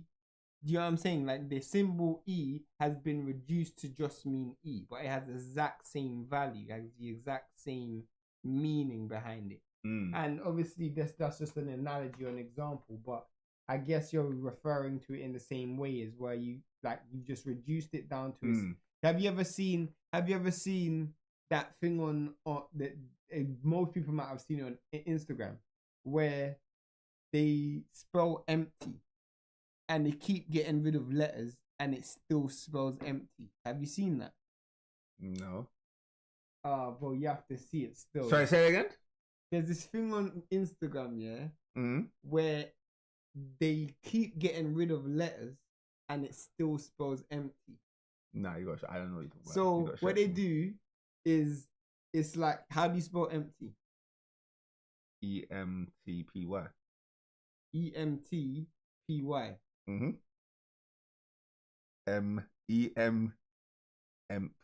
EMPTY. Did I say that? Yeah. I feel like I put the T. PMP different. Yeah. Okay, cool. It's late. Alright, cool. Then they get rid of the E, and then what does that spell? MT. Yeah. Then they get rid of the P, and what does it spell? MT. Then they get rid of the Y, then it spells MT. Then they get rid of the M and T, and what does it say? Empty. It's empty. Yeah, do you know what I'm saying? Okay, that's mad. So it's like, yeah, I love that. I get it. I'm gonna use that.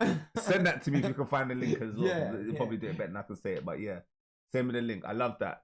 So yeah, essentially, another metaphor is a hard drive, because in a hard drive, when you zip something up, you put it into a packet. Yeah. So it's your ability to discern and take the information that's needed, leave the information that's not needed, and then you compress and you shrink the file. Yeah.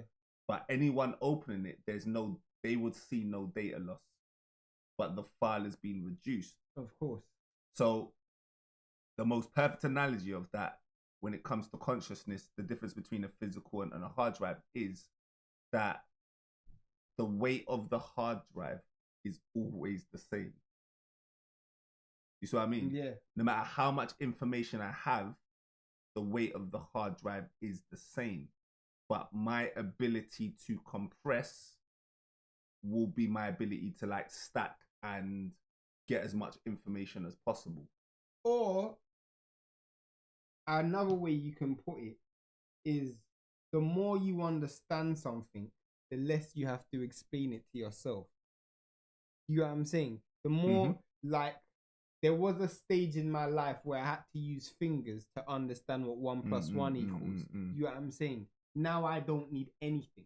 You know what I'm saying? So for me, in my opinion, if I was to relate it to myself, it was like, once I understand like the true core values of what I'm doing here, or what my purpose is, or anything, or like who I am generally, or the one, or the, you know what I'm saying, or the I am, whatever, then at every single level, that answer should be exactly the same.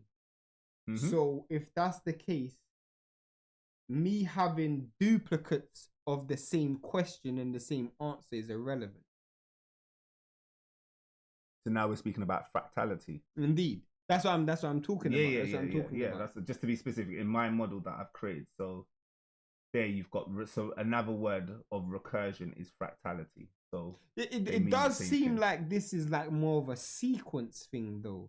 Like, what was that for? I don't think you can start at fractality. I No, think no. Oh yeah. So if we were gonna order this, I would say love. So basically, so on my models, love is always the starting point. The reason why I say love is because love gets you into a selfless state, and a state which basically time is relative. So basically the idea of love is to become childlike, where you're basically losing yourself in the moments. So if you start from love, then at some point you'll find truth, and like love is coherent as well, but at some point I would say love, you start with love, and because love is your compassion. Remember, we've linked love to compassion. yeah, So that then gives you the direction coming from the center space, which is the heart space, which is the ma'at. So if you start with love and light, that will then lead you to the truth naturally. So I don't need to start with, oh, let me find the truth. I'll start with love, and I will naturally stumble upon the truth, because anything that's I should make a movie like anything that's not love, anything that's not like led by love will have to kind of die. Basically, won't be able to stand. Like, it won't be able to stand the test of time. Of course, that's what I'm trying to say. It won't be able to stand the test of time. And then when you've got love and truth, then have coherence. you just, I mean, now it's like, okay, cool, that makes sense to me. The truth makes sense. You know what I mean?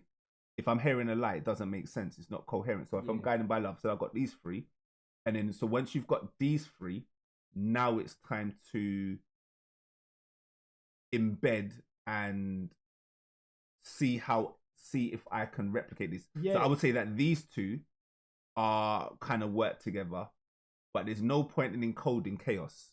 There's no point in encoding devilishment, and there's no point in being a fractal for let's just say entropy. No, but encoding has to come before fractality.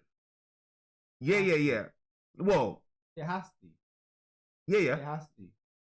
Because if I've, let's say I've, in my mind, I have to say it this way because this is how I learn.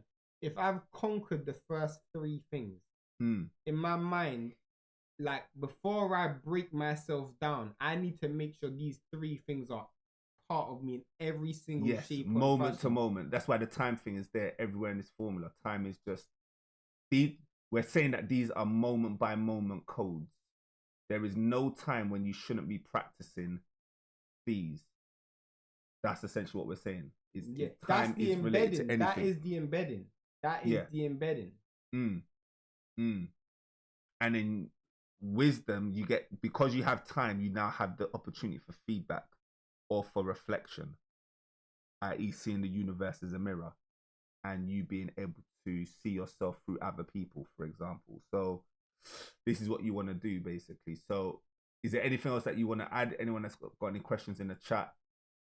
Therefore not. Yeah, anyone that's got any questions in the chat, let me know, because we're about to. But yeah, look what it's saying. So I'm going to actually just read some words as well, because obviously I've written some stuff with the help of ChatGTP. So we're integrating the product into these 5 qualities over longitudinal time. So let's just say infinite time. To T0. So this just represents so TO just represents the start of time, basically the alpha and omega, to the now point, or the last time, or basically whatever time of reference. So anyway, in spiritual terms, this expresses that the shareable wave is not built in a single moment, but cumulatively through time, which is obviously what we've been speaking about. Because this process isn't static, it's built through continuity and coherence across time, meaning moment by moment conscious attention to these 5 forces strengthens the wave and makes it embed permanently. You could apply this across the day as a daily practice, across a cycle like a 7 days, 28 days, or a life stage. So it's just speaking about how to implement it across, like how to pattern, basically, how to create different rhythms. And then this this was beautiful. This is beautiful. So when we're talking about encoding, we're basically saying that So in my version of the universe, I don't want to get too heavy into the metaphysics because I've done videos about this before, but in my version of the universe, time is not a static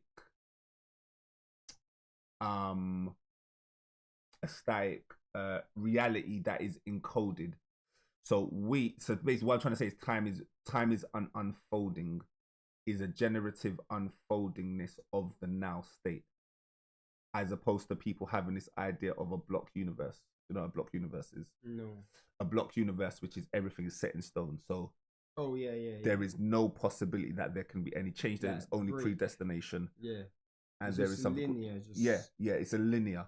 But that's because these people are just stuck in the linearity of time, so they have to think of things in a block universe. Whereas I remember you mentioned things like your future influencing your past. Yeah. But really, it's more about you as a standing wave in the now through a generative process of encoding. So the now is always generating its next now moment, basically unfolding. And so to understand that basically means that you're always in a state of either presence or at least newness, basically. So I don't feel like there's too much that I need to speak to, but yeah, this is basically the coherent cascade. What you want to become is a coherent cascade. This is just essentially what I'm saying. I don't really feel like I need to speak more about it. Let's see if there's anything else that we want to end with. The coherent cascade is a living architecture of spiritual encoding, born from coherence, drawn inwards. That's the key.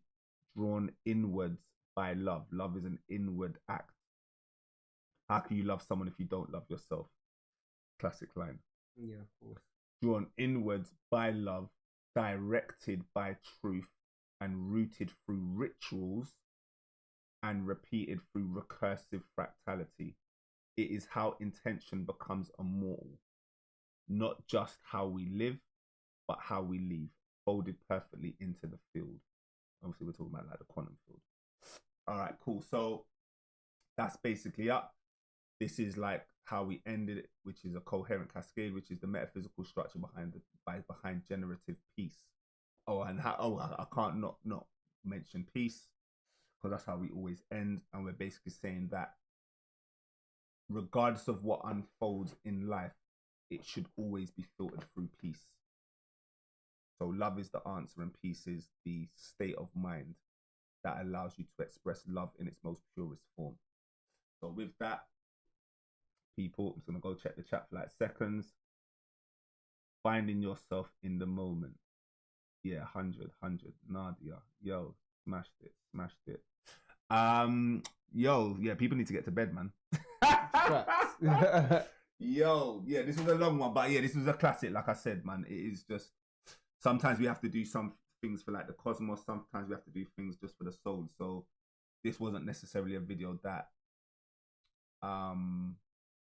is the usual. Like I've not done a video like this since my first ever video where I'm just sharing a story that is important and impactful in my life, that is going to be like the jetpack that allows me to move and transmutate into the next dimensions, because we are about to go real big.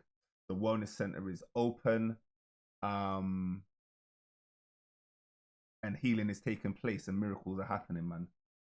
It's beautiful. And look, I've got 42 views, which is the number of my art, and I've got 7 viewers right now and 9 likes, and so 79 is the number of gold. I can't help myself. So look, let's do the breakdown quickly before we go. We're literally about to get out of there. So I've got 7 views at the moment, or 7 viewers on the moment at 12 o'clock at night. I love you lot all. Like, that's crazy to have that amount of numbers at this time of night. Shout out to everyone. And we had the 9 likes, and 79 is the number of gold. And I had 42 views, and 42 views is the number of my art. Yep. The 42 laws of my art. Just to be real simple. So right now I just want to bounce, because yeah, that's beautiful. 347. Yeah, we're bouncing, people. Was that it? Only 3 hours and 47. All right, cool. I'm calm. I thought 4 hours. I was like 4 or 5 hours. That's what I was saying before. All right, cool. Peace anyway, people. Peace, peace, peace, peace, peace. All right, love you. Look like cooked food. I'm off. All right, let's stop this. It's looking like you're struggling. Huh? Stop recording. Stop recording. End broadcast.